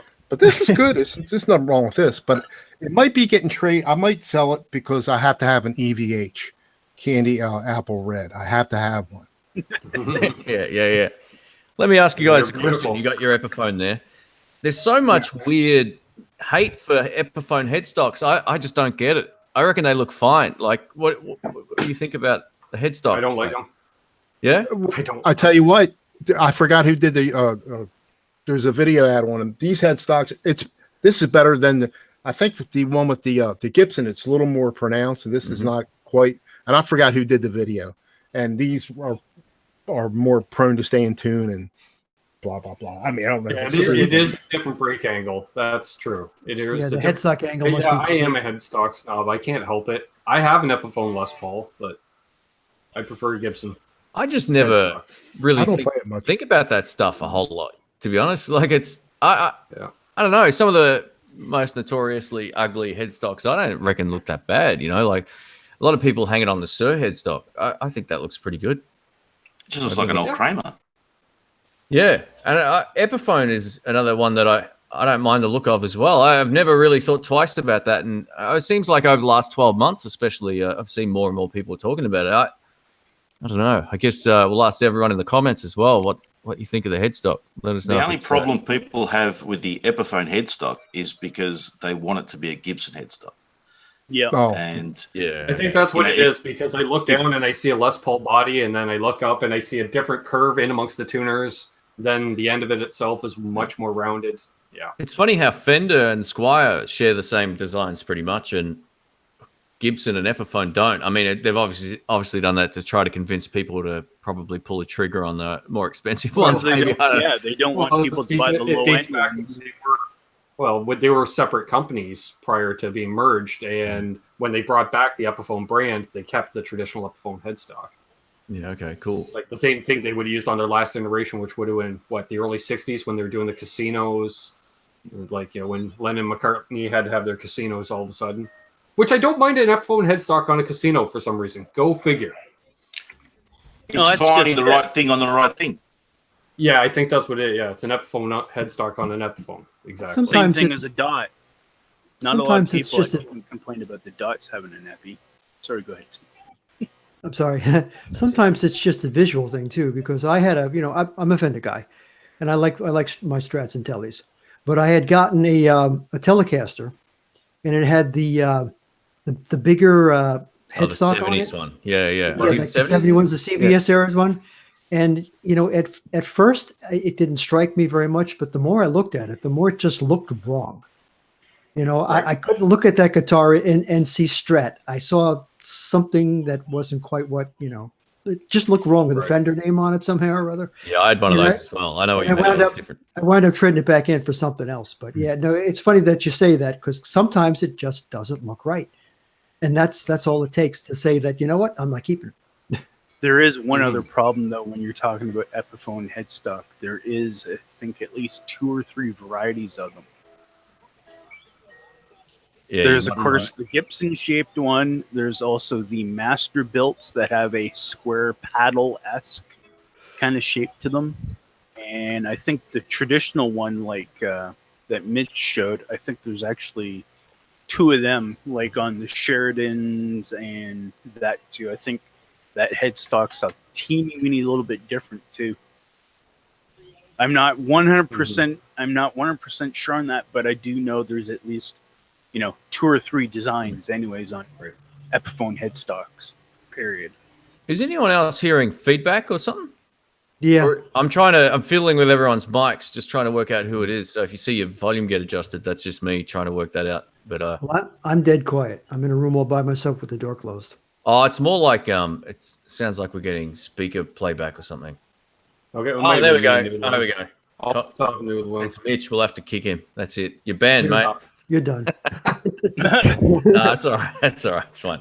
I just tried. I thought I was going crazy. I'm like, is that me? I'm hearing that or what? So Just because you found it doesn't mean you know. I hear Gibsons lose tuning easily. yeah, That- I mean, that's a reputation they have. Yeah. yeah. I think that's a poor nut. preparation, because I found, like, for myself, it's always the G string, Yeah. and I would just route it out so a D string would fit in it, and never had a problem. Once, you know, because you'd never get that binding, you know, when you're just about in tune, and then you hear it skip over pitch and back and forth. Yeah. What When you're guitar routed is that, through, by the way? doesn't That's it- Go ahead. This? Go ahead, Shane. oh yeah. What is that? I can't tell. This, Shane, you wouldn't know this guitar because this is a brand new model out on the market. This is actually my own signature guitar. Oh, there we go. Cool. Whoa. Yes, built in Victoria, British Columbia by my good friend Travis at Reno Finn Guitars. I commissioned him to build this guitar for me, and then once I played it, and he's like, "You really dig it?" I said, "Oh yeah, man, I really, really like this." And he goes, "Let's stick your name on it, and we'll put it up on the website as the Ben Coombs Telecaster." There you go. Cool. Nice. So, yeah, vintage P90 in the neck, a more modern P90 in the bridge with a little more snarl. The four-way switch from Fender, American Tele bridge. Yeah, modern Tele bridge, I should say, the short one. Yeah. Nice. Oh, nice. Stainless Got a big steel frets, headstock. love it. So just so Yeah, and a everyone big knows too, it wasn't Mitch who had the problem, but we blamed him anyway. Sorry, keep going. Yeah. Yeah, unfinished neck. So yeah, considering I've only had this thing a week, how much grime is already in the fretboard? So it's gonna look crazy in about 3 months. No clear coat. I was gonna say it Custom looks like a pickup. pretty thin sort of finish. Yeah, I asked for that on purpose because I wanted it to age, and did a mild arm cut, so I'm not burning my arm on the edge of the telly. You know, when you're really digging in. Yeah, nice. Oh, good stuff. Looks good. What's the back look like? The back of the body. Oh, There's yeah, a nice. slight- Yeah, It's Yeah, nice some looking. metal Nice flake in looking it. guitar. It's a through the body. I like through the bodies. Yeah. String through the bodies. Yeah, it's a couple little minor flaws, but it's a prototype essentially. So You'll I'm probably digging it. find that'll be your most favorite, because I worked with not worked with, but I helped Little Crow put together a Corvino electric guitar, which I was like kind of going back and forth with them about what to make to some extent, and the prototype is still my favorite one to play. Yep. It's Yep. great. Like, they sent me another one and I sent it back. Well, and the nice thing too was I like the my buddy original. had just got a CNC machine about a month and a half, 2 months ago. So this was the first body and first neck he ever did on the CNC, and he was able to save the files, so he's able to replicate it, no problem. Looks like a keeper, Ben. It is. Somebody asked, we're not positive on the price yet, but it'll probably be in and around 2,000 Canadian. So that'd be about 1,500 US. Yeah, about So 9. right in the middle between a Mexican and an American Fender in North America wise. So, and they're hand built. Cool. I don't know if it's just He me, but builds the the neck pickups looks and everything. really long. I don't know if it's just It does. It's 22 fret. Okay. The headstock is rather long too, and I think that's part of what it is, Yeah, maybe because this won't fit in my Fender tweed case where the guitar would say sit straight in it, but it fits in the older style, the black case where they sit in on an angle. Just chop off that little bit at the end, you'll be fine. Yeah, and ironically enough, the Straight radius cut. at the end of the headstock, I asked him about that. I said, "Where'd you get that? You know, that's an interesting size. It's a little smaller than the Fender." And he's like, "You know those round tube Seymour Duncan pickups come in?" I said, "Yeah, that's what I use to radius the end of your headstock, a Seymour Duncan pickup tube." What length did you put on it, Ben? And radius? 25 and a half and 9.5? I believe, yeah, it's standard Fender length, and he And insisted on 25. doing a 9.5. Yeah, and then he insisted on 9.5 radius. That's basically I a was gonna standard go Fender neck less. then. Yeah, I was gonna go less than that, but he's like, "No, let me do 9.5. You'll like it. Vintage size stainless frets." That was my idea. The four-way switch, because I put these four-way switches in most of my tellies, because I just love the idea to get that Strat sound as well as your in series both pickups. Yeah. So, Yeah, that's Nice. cool. Nice. yeah. I want to give a quick shout out to Jamal Kareem, who's in the chat here. He just woke up from a nap. I didn't think he slept, so this is news What? to me. So he's at work then, huh? You woke up from a nap? I was going to say he didn't say he wasn't at work. He's laying down at the airport. And Quentin James is here. Oh, cool. Welcome. Surprised. He must be doing another update on his new Helix. Oh, I'm out of the loop. So I'll have to check that out. Helix are great. They're pretty cool.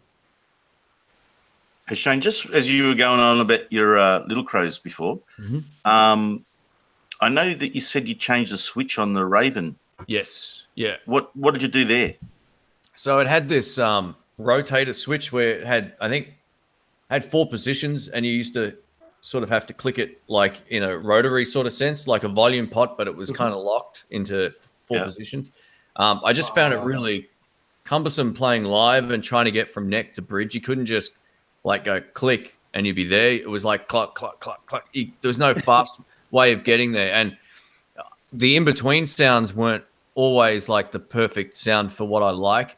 One of them was nice, and I used it a lot, but it was always like to get back to neck from there was always 2 more clicks away, and not just clicks on a switch. Like I said, it was quite awkward there was a high tension rotary control. So it's now got a 3-way toggle switch with a push pull, and it's infinitely better to play live. Like I've taken it out, it sounds unreal. So I'm going to do another video on that guitar. I think the guys from the Little Crow were saying that they didn't wire up one of the positions properly, and that was one of the positions I never used, and now it actually sounds great. So yeah, it's much better. So now I've just got neck, in series, bridge, and then a push pull. It will change the both pickups in parallel or something like that. It's pretty cool. It actually sounds awesome, real funky sort of that out of phase sounds pretty funky.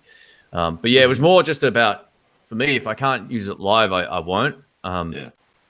And while I do sit on neck pickup a lot when I play, I love just getting onto bridge and bypassing all the middle ground, and having a switch like that just it was too awkward.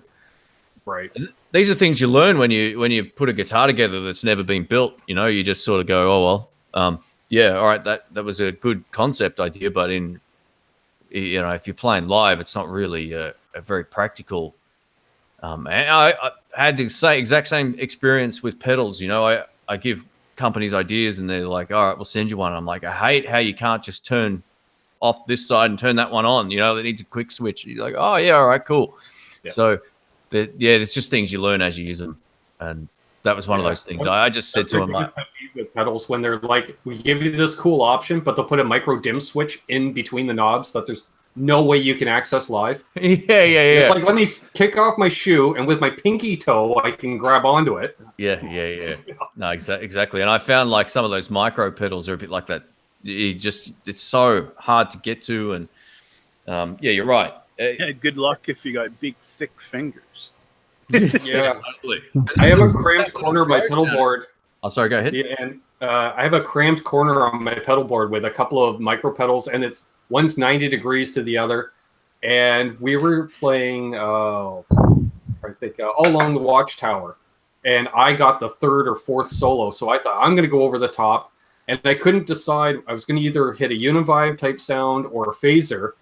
And all at once, I hit Univibe, phaser, and a digital delay on 6 repeats. Oh, nice. All at once. And I start going, and the entire band just looks over at me like, I think that's a little much, dude. I think that's a little much. And I'm just like, I do a lick, disable one thing, do another lick, and I'm like doing the reverse of a build-up in a solo. My entire solo was a letdown, essentially.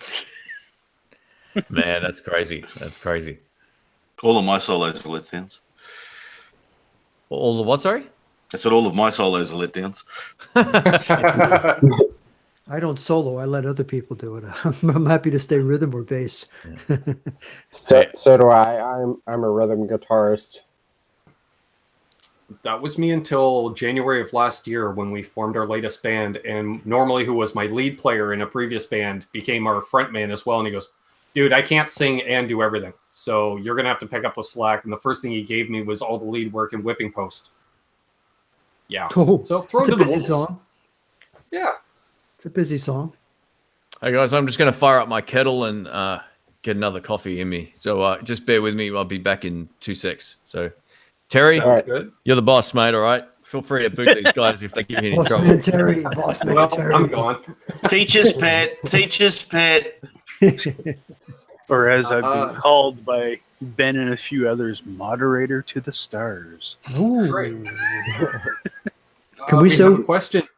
Terry, you're the we super. asked. You're a superhero. I'm the super What are your guys' The super thoughts mod. on Yeah, super moderator. DIY strat kits? Bullets 4 teeth full auto. Ass. What's his brand? What's his name?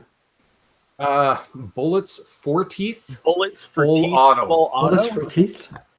Yeah. Oh, do-it-yourself build strat kits. What about Yeah. do-it-yourself build strat kits? Yeah. I think they are great, but don't buy the cheapest ones out there because you're going to end up having to buy new pickups, new wiring, new pots, new hardware, and the wood is okay. You know, at least buy a decent kit. Ben, you know, Daniel Braun. Yep.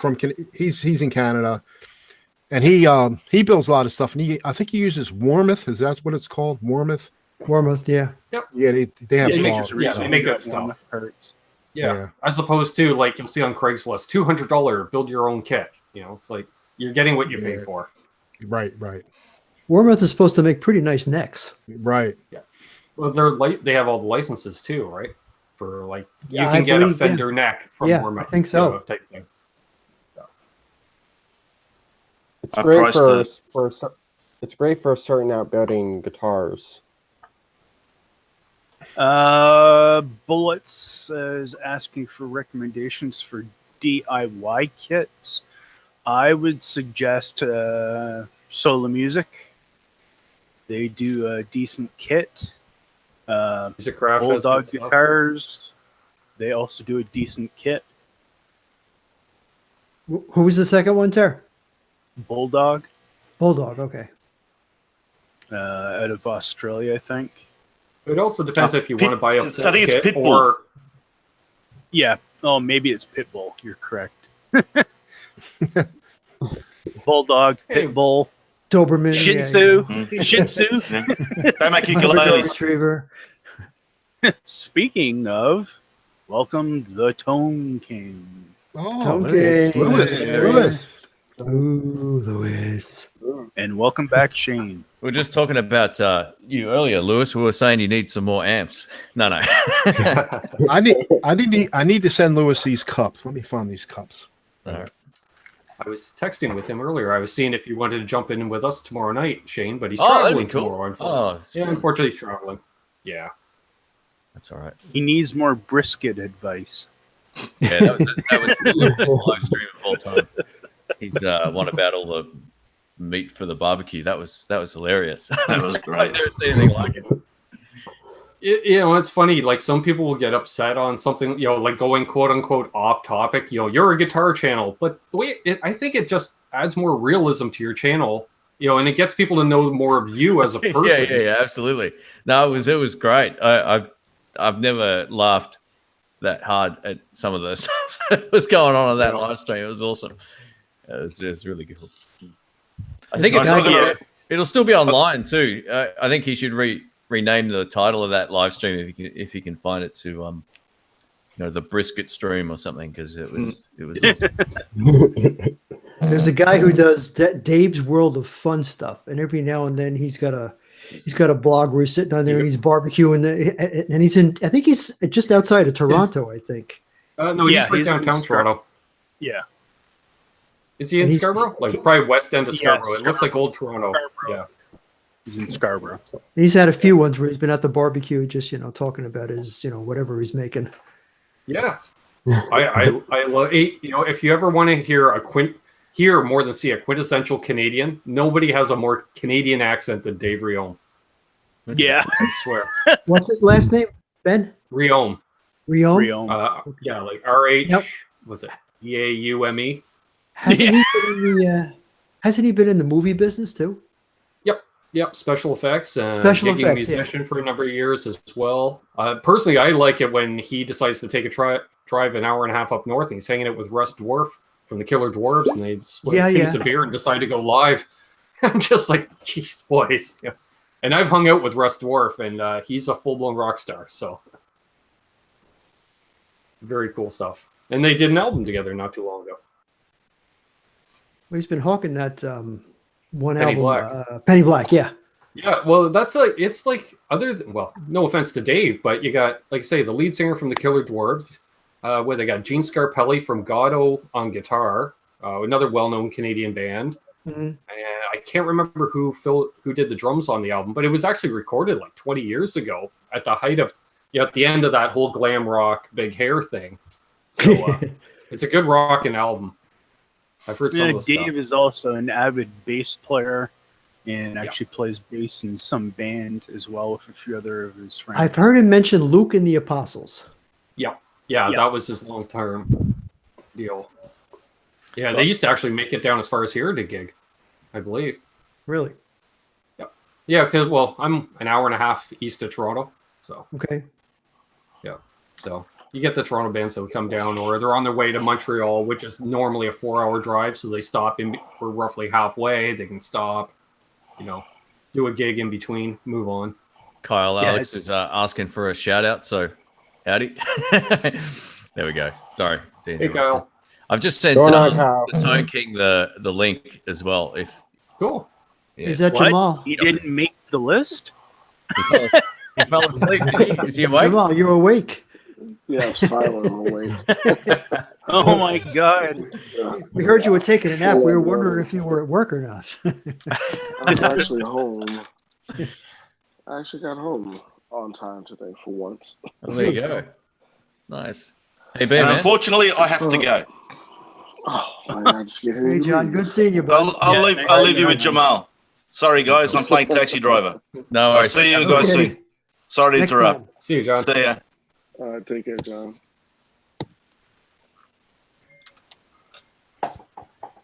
Ta-da. Yeah, all right. I just he didn't get. I've sent it to the wrong email. I will send it through. How's things, Jamal? How you been, man? Good, good. Just like I said, just a little under the weather just now. Ooh, like your Getting back on my glasses. feet. Oh yeah, just make me look intelligent. No, you have to be intelligent to look intelligent. That's true. That's true. There you go. It helps. It helps. I just use these to do that. That's all they're there. I just use these for reading. I don't need it. I don't need them for anything further away than my arm's length. I see like an eagle in the distance, but from arm's length in or reading, I have no visual acuity at that point. I'm the exact opposite. You can see everywhere else, but up close, I can take them off and I'm fine. Yeah, I'm usually the guy who can read the sign the you farthest do. away. So, But, Steve, you're saying up close, you're Mr. Magoo. Yeah, more or less. I think the technical term for it is presbyopia. And it's something that basically happens to us all as we get older. The muscles of your eye become a little less strong and less elastic. And also the shape of your eye begins to become less of an orb and more of an oval. Now, it's a subtlety. But what it does is it takes the image that comes through your iris and your pupil, and instead of focusing on your retina, which is actually upside down, it focuses right in front of it. So you experience what appears to you to be out of focus. It's an umbra penumbra effect, which means that the edges are not sharp. But yeah, that's just it. So it's presbyopia. It just means that you have a hard time reading, but you see like an eagle in the distance. Well, there you That's go. good to know. Thanks for telling Good to have us. someone with a PhD in here as well. Thanks for that, Steve. Well, I spent 40 years in healthcare, so I mean, I came by this stuff the hard way. Yeah. Nice. Hey guys, We come by it the easy way. We just do a hangout with you, buddy. There you go. My pleasure. Here's Oh, trouble. No Here trouble. it is. Oh, hey, mate. Can you hear us? Louis S. There's Lewis. There's Lewis. He's so much of a rock star, he doesn't even need headphones. Here we go. Hey guys, AKA the Brisket King. Hi, Lewis. Oh, hey, mate. can everybody hear me? Okay. Yeah, we can also hear ourselves. Okay, hold on. The YouTuber gets it. The YouTuber is the guy that's causing all the audio problems. That's awesome. I do the same thing. It's all good. Need to moderate him. I have a feeling Okay, it's has- not hearing us properly. We shouldn't be having fun at Lewis's expense now. Come on. I'll just hide my BC Rich. We got some real stars in here tonight. Where? You, Ben, and Lewis. All right. Can you hear me now? There we go. Yeah. Yes, we can. Hear me How's good. it? Yes, we can. No, Sounds no like a echo. commercial. No echo. We're good. Nope, No echo. we're good. All right. Can you hear us? Echo. Hello, Thanks. hello. Thanks for jumping Oh, on, you know mate. what I need to do? Hold on. I need to pause this. There we go. Yeah, there we go. All right. It works. Technology works. Ain't it wonderful? Very cool. We're all having a laugh at you, mate, because you're the other YouTuber who does live streams all the time, but gets all the audio problems as well, like I do. It's great. You know, everybody is right. Everyone asks the same question. They say, considering how long you've been doing this, you would think you have it down, and it just never works as well as it should work, right? Because of Google updates. I Yeah. usually say, have you seen one of my videos? That kind of explains it right there. I think there are two things that work really well all the time. One is the good old regular USB cam and the iRig, the little this bad boy right here just works all the time. And then the Sling Studio. Those two, depending on what I'm doing, like if I need really good audio and multicam, the Sling Studio. But that, since the day I bought it, is actually I had one outage one time, but that was more my computer. That thing was still rolling. Cool. Everything else I've introduced, it's hit or miss. This is the reliable stuff right here. How's everyone doing? Thank you for the Good. invitation, Shane. Oh, no worries. I should just leave you on the list if you want to be on there. I just, I know you already do your own stuff a lot, so I don't want to bombard you with emails. I actually was setting up for a live show myself, and I was just getting set up, and I went to YouTube. I'm like, oh, Shane's live. Let me stop in and say hello. Yeah, no, that's good timing, actually, because I think we've got about another 20-something minutes left, and then we can all watch yours. I think I'm going to probably go live at about 11 p.m. Eastern, so I have an hour break in the middle. You know, I did a video earlier of a little travel guitar, but you know what I really want to do, and this probably isn't for a live video. I want to test drive some of the equipment I got for GitCon. So I actually want to do a video with that isolated field recorder and all that, just to see how it comes out. So yeah, cool. I watched you pack bags for an hour the other night on the replay. I was like, why is this so enjoyable? So, did that answer the question in terms of what what to bring? Yeah, totally. Yeah. Look, I'm going to bring a different setup, but I'm going to bring. I nearly bought a gimbal, and then I was like, nah, that's overkill. I don't need that for this event. So. For what my camera's got pretty decent stabilizer in there, so I like your audio setup was really good. I actually, while you're here too, I wanted to do like a roundtable discussion about YouTube with you and a few of the other guys that have been doing it a long time as well, just as a video where we're just talking and stuff. And I think between all of us, we might be able to get some pretty cool shots and good quality audio and piece something together. After the fact, it might be kind of fun. Yeah, I totally watch that. As a newer YouTuber, I would totally watch that. Oh, yeah. There's a lot that goes into it, and just the stuff you deal with, and what you got to get used to if you're putting yourself out there. And Ben's probably finding some of that as well. I mean, overwhelming majority of people are always fine, but it's a very. I feel what I've noticed is the tech industry. They're like vultures. That's got to be the hardest niche to be in. And to do it without getting, without having any issues or whatever. It's such. I don't know if you've ever seen, anyone watches some of the tech YouTubers, but man, the comments are just, they make the guitar niche look like angels. Like it's. Yeah. Well, consumer audio is always going to be bigger, right? Mm-hmm. So. Yeah. All the mobile phones, cameras and stuff. Lewis, I got some very kind words because when we did the Hangout together there a few weeks ago, we spent about 15-20 minutes talking about like being a YouTuber and what we use and this and that. And I got a few nice comments and some messages sent that they said it was really cool because they know we play guitar. we can talk gear all day, but to talk YouTube, and it was kind of a behind the curtain look for some of the people that are growing their own channels and stuff like that. So yeah, oh, that's cool. Just want to pass that along. I did a little camera, what cameras I use kind of thing. I get asked that all the time. I was getting to the point where I was just like, all right, I'm just going to do a video on it. Even if only 500 people watch it, at least I watched it. It's there now for people to sort of check out. But it's interesting because I try to recycle my old cameras. So when I got my Sling Studio, I have my old Canon, and then XA20. No, that's my main, like the guitar thing I just released like a few hours ago. I use the XA20. So if I'm doing a review, it's an XA20. Cool. If I'm doing the Sling Studio Live, it's an HG20. And but for travel, I'll tell you, I just try to bring a GoPro now. I try to keep it light. It's 4K. Yeah, it's you have that linear setting. So, and in fact, I owe you the thanks because you were the one saying, "Dude, stop with the wide." Yeah, I couldn't watch it, and it was just me being like honest. Like I have a hard time looking at a GoPro camera footage and going, "Oh man, why is it so?"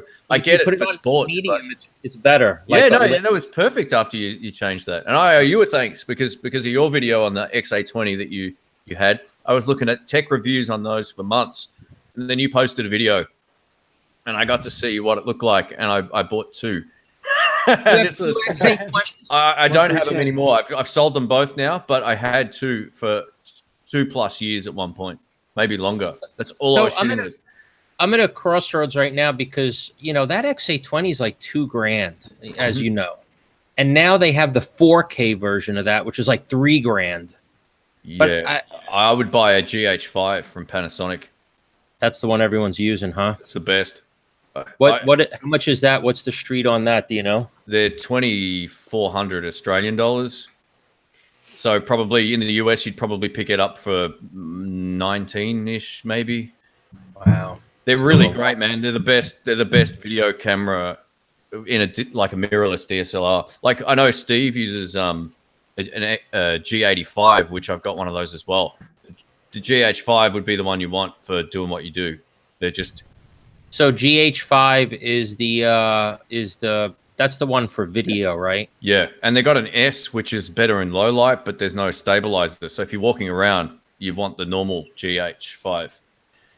GH5. Yeah, they're really great, man. I love that thing. That's my main camera for pretty much all the front-on shots, and anytime you see the background's completely blown out, that's the camera I use for that as well.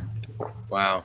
They're really great. It's a huge, you'll notice a massive difference. I love the XA20s. I think they're awesome point-and-shoot video cameras. What you get out of the GH5 will blow your mind. It really is. It's that much better. What's the resale value on the XA20? Depends how well it's working. I had an issue with one of mine. But, yeah, I think I sold the first one for 800 Australian, the second one for 4. What's nice about the XA20? It has the 2 XLR inputs, which are nice. Yeah, I think it works. The GH5, if you buy it at the right time, you can get a dual XLR adapter for it as well. Just click it on the top. Oh, it's made for that? Yep. Really? Yeah. Huh. So this is like a hot shoe mount. They're great, man. Like I said, I'll shoot you a link to the video I did, and you can check it out. See what you think. Yeah, please. Just send me the email. Email's always best. So thank you. Here we go, Cheddar. I owe you a Snapple, Lewis. He just said Pepsi Max versus Snapple. What's the ultimate beverage? That's from Cheddar Kung Power. So that's awesome. There we go. So what do you bring? What do you bring into GitCon? Camera wise or like gear wise? So camera, audio. Yeah. I'm going to take the GH5. I'm going to take a $10 tripod that's really small. Yep. And I've got a dual audio adapter that'll have 2 wireless packs on it, and that's it. The Comica wireless pack. I was going to bring that, but I've had sort of mixed. What do we call it? Like results from it. Really? Sometimes it's fine, and other times I get this noise coming through. And I don't know if it's a cable or if it's a wireless issue. So I'm taking my Rhodes just because I know they work. Yeah, and also if it's loud, I found like the Kamika stuff is, or Comica, however you pronounce it, can sometimes, if it's loud, it'll sort of distort and drop completely and then come back in. Whereas the Rode ones sort of limit the you don't get any loss. I don't know. I don't even know what I'll be shooting there at all, to be honest. But yeah, for the kind of stuff I think we'll be doing, I'll just a couple of wireless packs will be enough. But hey, Cheddar, thanks again, mate. I appreciate that. He did use the super chat, by the way. I didn't mention that. So if you're bringing the Rodes, how is that wireless? I've got they're like Rode Link wireless packs. It's digital 2.4 gigahertz band. So interesting. Yeah, I use that for all of my videos now. I was actually thinking about bringing one of these too, just in case we have a plonker mic in the middle of the table that can work from every direction. But I don't really know if I need to bring half the stuff that I need to bring, or whether or not there's enough stuff there that we can borrow as well. I don't even know what the deal is. The Rode, is that the Rode Link FM wireless? No, it's. I'll shoot you a link. It's a digital. It's called Rode Link. Yeah, RODE. It's called the Filmmaker Kit. Yeah, I'm looking at it right now. Okay. Interesting. Yeah, you so I got a couple of those. Oh, interesting. Look, there's nothing like the Kamika stuff's been fine. I shot most of the videos at Sky Music that we did with those. But I found that I was getting unreliable results, especially if there's loud noise. I was getting this like cut, like the volume would cut completely, like it would distort or overload the circuit a little bit. But yeah. Anyway, I can chat to you on Skype, man. We can work some of this stuff out. And that's why I want to, because I haven't really used the Comica stuff that much. But I like the idea of wireless. So yeah, that's why I was thinking of bringing that. But, there's nothing worse than having audio cut out. That's, I'm too OCD with that, man. You try to keep your standard up, and then all of a sudden something's out of your control. It's like, the worst thing in the world. Yep. I lost an Eric Johnson interview because of audio, Oh, no. Oh, my gosh. Oh, so that's why having multiple audio sources is always a good thing, too. Just always have a shotgun that's at the ready, that type of thing. Yeah, absolutely. Actually, I've got a little, is it on the table? It's not on the table. I got this little, just shotgun mic that I can chuck onto the camera if I need to. But anyway. Nice. I've got a Rhodes mic that actually sits on top of the. Sorry. That works well. Tell us about that Rhodes mic. Like one of those long mics that screws on top of the camera, but I never got it to work real well. So, take your chances with that one.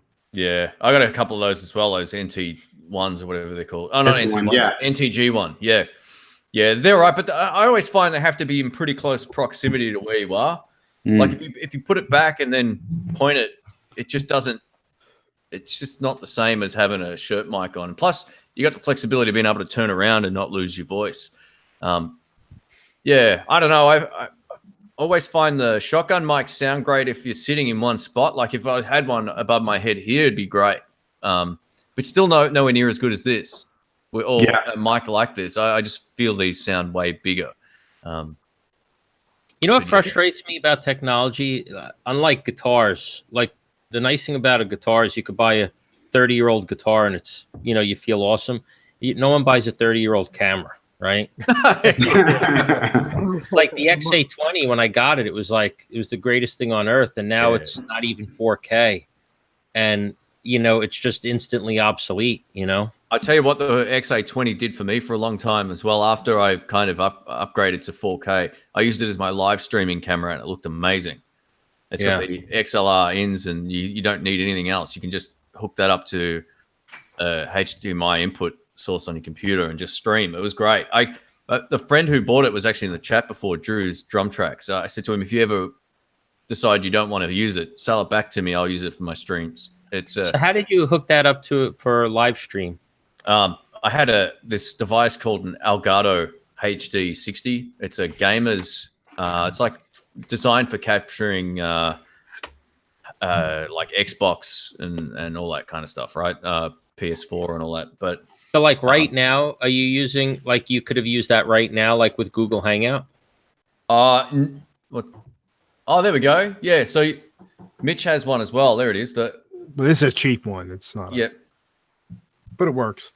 I was using it more for solo streams than I was for these kind of things. For now, I'm just using the webcam because it's easy. But yeah, anytime I'm in the other room and I'm on my own, I'm usually using a webcam now. But there was a time where I was only using the X820 and it was great. I kind of miss having it because of how great it was. You know, you could plug everything just straight into the camera. You didn't need to do anything else. So it was pretty cool. Yeah. Shane, Cool. you don't use your Blue Yeti anymore? Oh no, I do actually. It's at my mum's at the moment while I'm house sitting. So, or is it in the bag here? No, it's still there. Yeah, because I wasn't sure if I was going to be home, so I took that across. And this is set up now for my Guitar Search Saturdays. I like just to have this mic here because it just means I'm gonna get it. You know, everything's ready to go. I don't need to do anything else. So, no, I've still got it. I'm not getting rid of that. It's great. They're great mics. What mic is that one, Shane? It's a Rode NT2A. I've had it for I don't own any Rode gear. I own 2 Rode cables. I feel like I'm missing out on the Rode gear. I love it. I live on a road. One of my favorite mics for vocals is their cheaper version of this, which is the NT1. I love it. I use it I'm using it on my album over this, but I prefer this one for voiceover for whatever reason. I don't know why, but yeah, they're both USB. Sorry, none of them are USB. These ones aren't. No, I've got it going into a little sound card. I found like the Yeti, the mic is great for live streaming, but this sounds better for doing the voiceover. I noticed I'm a huge nerd with mics. I've probably got 30 mics. No kidding. Like, and this is a collection that's happened over 15 plus years. I've had this for 10 years. You know, like it's not like I just go out and buy them. I've had this forever. But yeah, I hear things in the when I'm doing voiceover in control conditions. Live stream, I don't care. But when I hear this, I like it more. It doesn't take away the S sound as much as the Yeti. I noticed that it sort of it kind of removes a bit of it. It's more so when you're recording, you notice it, and then you're like, oh, all right, this sounds fuller for whatever reason. I don't know why. So let me ask you, how do you pronounce it? Comica? Yeah, that's how I pronounce it, Comica, but I could be wrong. No one told me how to pronounce it either, so I got no idea. Are they one of those companies that, you know, like some of the pedal companies, like there's 20 different manufacturers, but it's all the same pedal? Is Comica the same thing? Like, I don't think so. I think they're kind of doing something different. They're very similar to Sennheiser with some of their products, I've noticed. And no, I was looking the other day, and it seemed like some of their products on Amazon were the same exact as like Movo products. And I'm like wondering, is it, you know, do they just get them from the same place and silkscreen their could it be a rebrand? That's possibly. what I'm thinking. I don't know them that well. I wasn't not aware of that at all. So you could be right. I mean, who knows? It's just some weird things go on overseas when it comes to rebranding and all that kind of stuff. Yeah, I don't know. But they make good stuff. Like, I like that wireless pack, but like I said, in certain conditions that I've used it in, I didn't trust that if it was loud and then back to quiet, you lose the voice for that split second, and that's enough to go, oh, you know, it's frustrating. Yeah. Huh. But it's not like you're monitoring it, you just need it to work. Yeah, absolutely. So anything new in the collections, guys? We anything? Well, Lewis, you're not part of this because we know you always get new stuff. No, I'm only kidding, mate. Has anyone got anything they want to share in terms of guitars or pedals? Or I already did my infomercial, guys. Yeah, me too. And Lewis, you missed it, but I showed off the guitar, but you saw the photos of it right before Oh went live anyways. So Congratulations. thank you very much. Yeah. And Todd just Flowers realized- mentioned that you and I are the two people on the panel with signature guitars. Yeah. There you go. Well, I got one as well. Oh, yeah, there we it's right go. in the shade. That's true. I keep that kind of Unfortunately, cool. mine you can't buy because they were both limited runs. Yeah, nice. So I've been thinking about buying the Boss ME. I think it's the ME80. Do any of you guys have any experiences using that? I actually own an ME80. I think it's a great unit. Okay. What do you like about it? It's like Stomp Box. It's Stomp Box-esque, Uh-huh. right? So if you just want, kind of your full laid out pedal board and individual controls, it's a pretty good unit. Yeah, I like the analog nature of it because it's just like dials and it didn't have a bunch of menus that you have to scroll through. The only thing you might want to consider, and I don't think you could do this on the ME80, is the 4-cable method. What is that? So 4-cable. So let's say there's two places you could put effects, in front of the amp and in the effects loop, right? So let's say you want like a tube screamer into the front of the amp, but you want your reverb and delay in the effects loop. I don't think the ME80 allows you to split that. Okay. That's the only drawback. So let's say there's 4 buttons on the front or whatever it is. So you might want a compressor and an overdrive and then a reverb and delay. That unit is really designed to go into the front of the amp. But if you wanted like compressor and overdrive to go in the front, but your reverb, delay and reverb to go in the loop, I don't think you could do that with that particular unit. I don't really know what that means. How much of an issue is that? Well, reverb and delays, like those type of effects, always sound good after distortion. So if you like your amp's distortion, then you may that's really important. And Like also, if you have oh, sorry, go ahead. Yeah. I was just saying, if you have an amp that you love, you're going to want to put those effects in the loop, which means you'll need something to support a 4-cable. Okay. Cool. Just thanks. Google 4-cable method, and you'll see what you go Google 4-cable method and click on Google Images, and you'll see exactly what I'm talking about. Cool. Yeah. Sometimes if you run reverb into the front end of some amps and then you push it with more dirt, you get more reverb. There's this weird thing that happens where like you can it'll increase even though you haven't touched anything. So running that through the effects loop is usually it'll keep that under control too. Don't get one of these. Oh, okay. Which one's that? Which one's that? I had 2 of them. But Zoom. it's okay. It's Hold I it think up it'd be again, better off Mitch. with the boss. What is it? A Zoom? What is it? G3X. G3X. Okay. That's the only pedal I got. I mean, I don't do anything. I just play in the house. But I had one, and then I sold it because I wasn't using it. And I said, I want to get another one, and I still don't use it.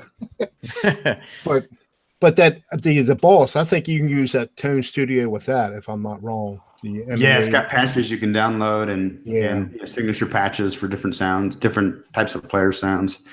So I don't know. It's just I was looking at the cost of just buying a wah pedal for roughly $100, and once you add in a couple more pedals, you're real close to that $300. This has a wall in it. point.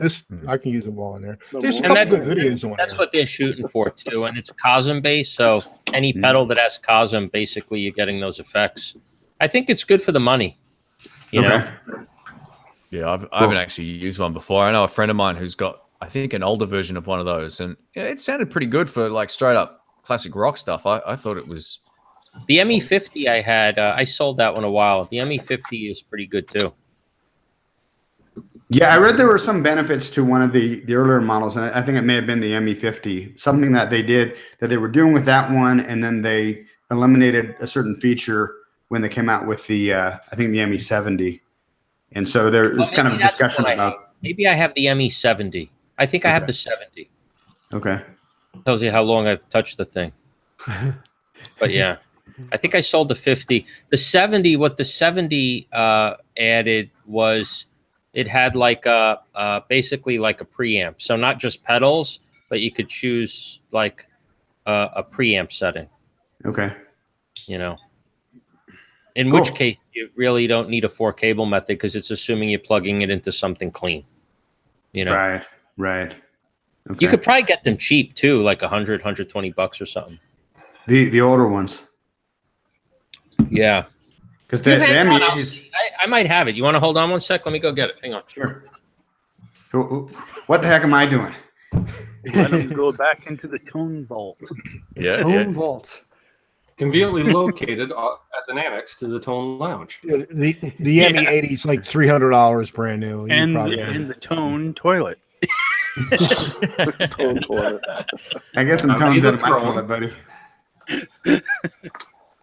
So Jamal, I saw the links through to obviously the new Gibson stuff. You were mentioned all the lefties that they're bringing out. That's great, man. I'm kind of excited to try a V again. You got me. I know. You were the instigator of that. I still like the 18 V. I like the dark cherry. I mean the natural wood is nice. Yeah. I'm still partial to that dark cherry color V. It's still on the radar. Yeah. Just gotta work on acquiring it. Yeah. Cool. But So there it this is. looks familiar. Oh yeah. And it is. Oh, there we go. 80. Sorry, Lewis. Go ahead. Okay. So, yeah, this is just like a straight up input output. That's all. 70. Gotcha. And a headphone, but it's pretty cool. I mean, It looks like something out of Knight Rider. four pedals, right? Compression, your overdrives, your chorus, flange, trem, all that, and your delays. You get a reverb, a volume, voice, plus minus octaves, and here's your preamp.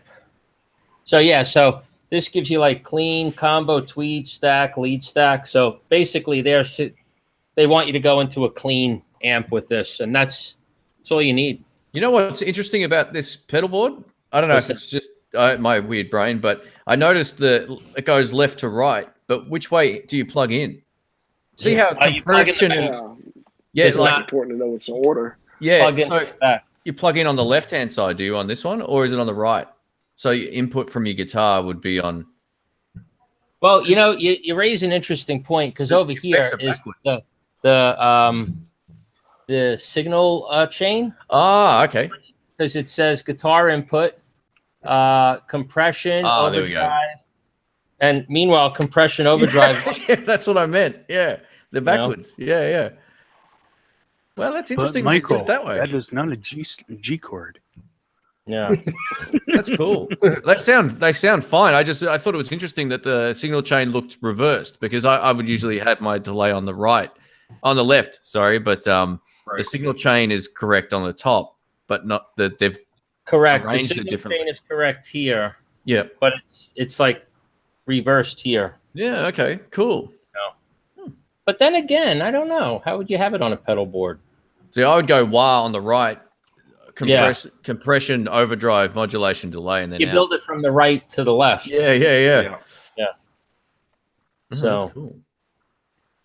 But it's right pretty to left, and then a second row of right to left for some of us. What are these selling for used? Probably about $100, I would imagine, right? Probably a little more than that. I don't know about that model. The ME80 used, I think, on Reverb they had one for about $225. Oh, really? $225. The new one's $300. It's not that much different. Yeah, exactly. Yeah, I've seen some that are like $300. Yeah, wow. Far this out. even runs on batteries. Oh, nice. Wow. Yeah, got a little battery thing in the back here. Oh, yeah, cool. Cool. It's nice for an all-in-one, but I'm just so old school. I like to have like a bunch of little different specialty. I guess because I'm trying to capture a particular sound. Because the whole Hendrix thing, gotta have a fuzz face, you gotta have a vibe, you gotta have certain things. This from this company, that from that company. Yeah, so it's pretty much you piecemeal what you want, and then now I try to explore and move beyond just that particular sound. So I might try something like, of course, K818, and of course a couple of these Cayman pedals. Plug. Yeah, plug, there we plug. go. Nice. You know, How do you find that just delay, man? You know what? I hate to say this, but I haven't even plugged ever since I Oh, got back wow. to California. Yeah. I've been back to work, so I haven't been able to put everything back together again That as is- far as my guitars and I really need a pedal board bad. I got all this stuff stored up, and it's just a lot easier when everything's together in one. Do they What make kind of delay is leftover that? words? It's the Blue Clean Kalen, and also got Yeah, that is great. That one. the reverb delay. Yeah, that thing's killer. I got the Kaleen Blue Ocean delay. Yeah. Yeah. No, they're great delays as well. I still stand by the fact I reckon they make some of the best inexpensive pedals in the world. What they're really brand are good. you talking about? Which one? Kalen or Kaline, or however you want to pronounce it. Caline. Gotcha. Yeah, they're really good. They used to make one called, I think it was called the Kalen Bread, and I had bookmarked it several years ago. But that one had always really impressed me. It's kind of a cool, kind of like the way I remember it was like if you ever listen to any of the John Hyatt electric type stuff, it had kind of like a real gritty kind of sound to it, but nice, not overdone. So yeah, I don't know if I've seen that one before actually. That's cool. Bread, yeah. Let's see. I Pull it up thought here. that was the actual company's name. Yeah. Was it? Maybe it was. Now I'm looking at pictures of wanna actual say- bread. Are they one? Oh yeah, maybe yeah. misremembering There was a Catlin bread one, which was a different. There was a boutique pedal. That was different? Yeah, Okay. Yeah. That's it's. Yeah, Terry's right. That was it. Yeah, I'm looking at the bread. I've never played a cat. They're out of Denmark, I think. Aren't they one of the Denmark companies? No, TC is Denmark. Yeah. I thought there's like three pedal. I think there's three pedal companies at least out in Denmark, and I thought Cattle and Bread was one of them. TC, maybe. Cattle and Bread It's and this one someone here. It's this one here. That's my favorite, actually. Hey, there's one. Yeah, but no, that's not the right. Yeah, That bread actually looks really good. it does, doesn't it? Yeah, it's making me hungry. That's got to be an American one right here. What do you reckon? Oh no, the it's American not. one would be white bread. I Yeah, don't know. I just got hungry though. I like French bread. Like the French loaf. It's the way to do it. so we're actually over the 2 hour point now, so we might wrap it up pretty soon. But Hey, you going out playing tonight, Shane? yes, yeah, I am.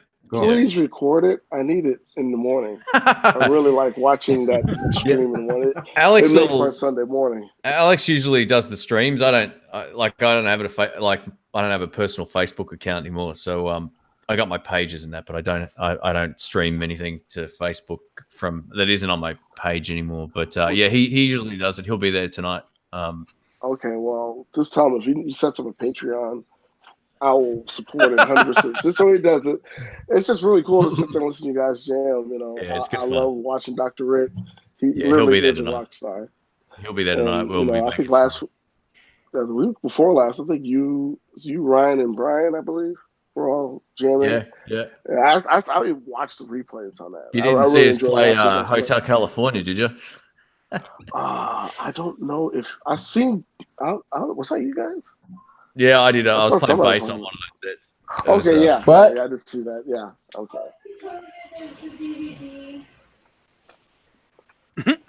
Someone's getting screamed at. And I put myself on mute. Is it my wife? That's on mute. No.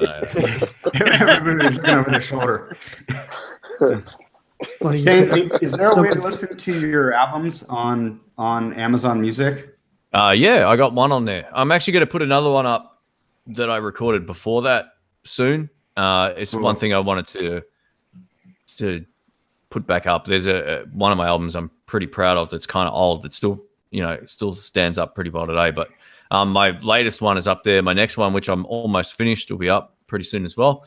So that'll be cool. We did like a JJ Cale tribute album with a couple of originals in there, and that's really close to being finished. All it needs now is bass. Nice. We got the last parts, guitar parts. Brian did some slide guitar, and it sounded really cool. It's a little bit different to it's not just a a copy album of JJ Cale. It's kind of like some of the songs done a little bit differently, but kind of inspired by maybe. Yeah, after he died too, he was a huge influence on. I love his music. Yeah. I just love it. Yeah. It's this weird mix of all the good stuff, like blues, country, rock and roll, folk. It's just his lyrics are awesome. And I love his chilled out vibe. I mean, you listen to JJ and then you go listen to 70s Clapton or Dire Straits, and it's JJ Cale. That's the sound. So obviously Mark Knopfler is just a guru on guitar, but that's that. You can hear it in his vocal influence and his rhythms and all that. There's so much of that in there, and even John Mayer, guys like that, use a lot of the JJ Cale vibe. And so I was just like, you know what? I'm in that weird headspace. Let's record 10 tracks or whatever we did, and that'll be up at some point as well. But there is one called This Drive. If you just look up that, you'll find it. This Drive. Yeah. So is it the Shane Diorio band? Yeah, it is. Yeah. Okay, cool. But, so someone mentioned we're almost at Shane Oreo, like is in the cookie. Yeah, just go to if you want to find the music, just go to shanesband.com, and then that'll link through to everywhere else. It should do. So what is it? Shane's Band? Yeah. Cool.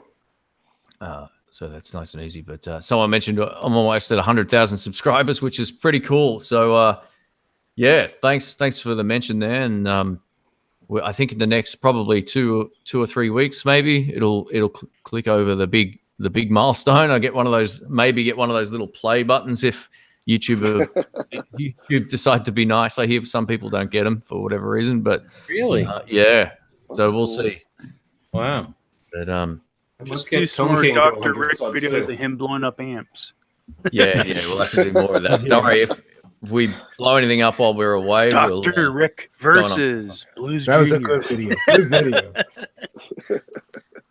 But I appreciate all the support to everyone watching and everyone in the stream here as well.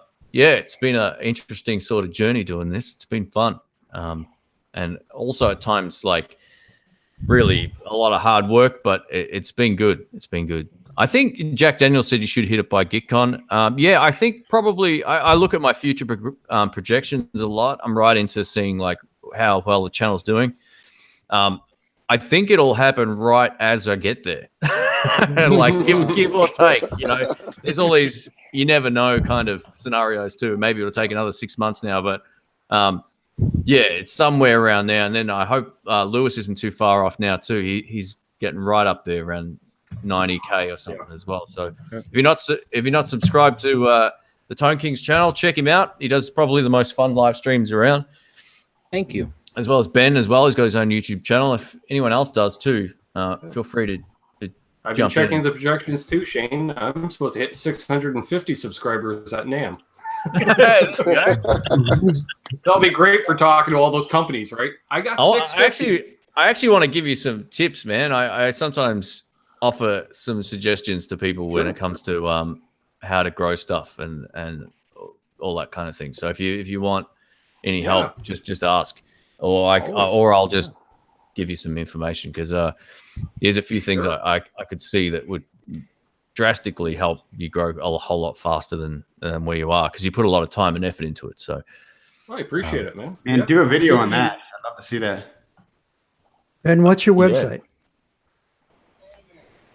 Sorry, who's sorry? Ben's. Ben, what is your website? It's just my YouTube channel, Ben Coombs. Ben Coombs. Yep. Just type in a comment in the chat, man, if you want, and I'll or link it and I'll post it or whatever. Oh, hang on. I'll type it. Oh, there you go. Yeah. So just click on his channel and check it out. Doing a live stream with him tomorrow. Live stuff mostly. Yeah. I'm gonna end up missing that. I've been at work. Yeah, I'll make sure I'm awake. Oh, I'm sure you'll sneak into the chat. I'm gonna be working, but I'm not gonna be working. Come on now.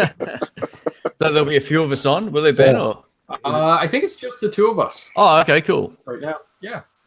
Jamal to Terminal 5. Jamal to Terminal 5. I'm not showing up. All right, guys. It was nice. Nice being here with you guys. Nice meeting Lewis for the first time. Yeah, very nice seeing everyone. Thank you for inviting me on. Hope I can do more of these. Louis, your studio looks fantastic. Breeze. Thank you.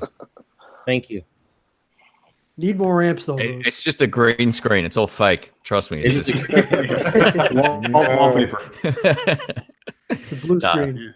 Thanks for hanging out, guys. And if you enjoyed the live stream, if you're still watching, there's over 100 people still here. Just give it the thumbs up too. Appreciate that.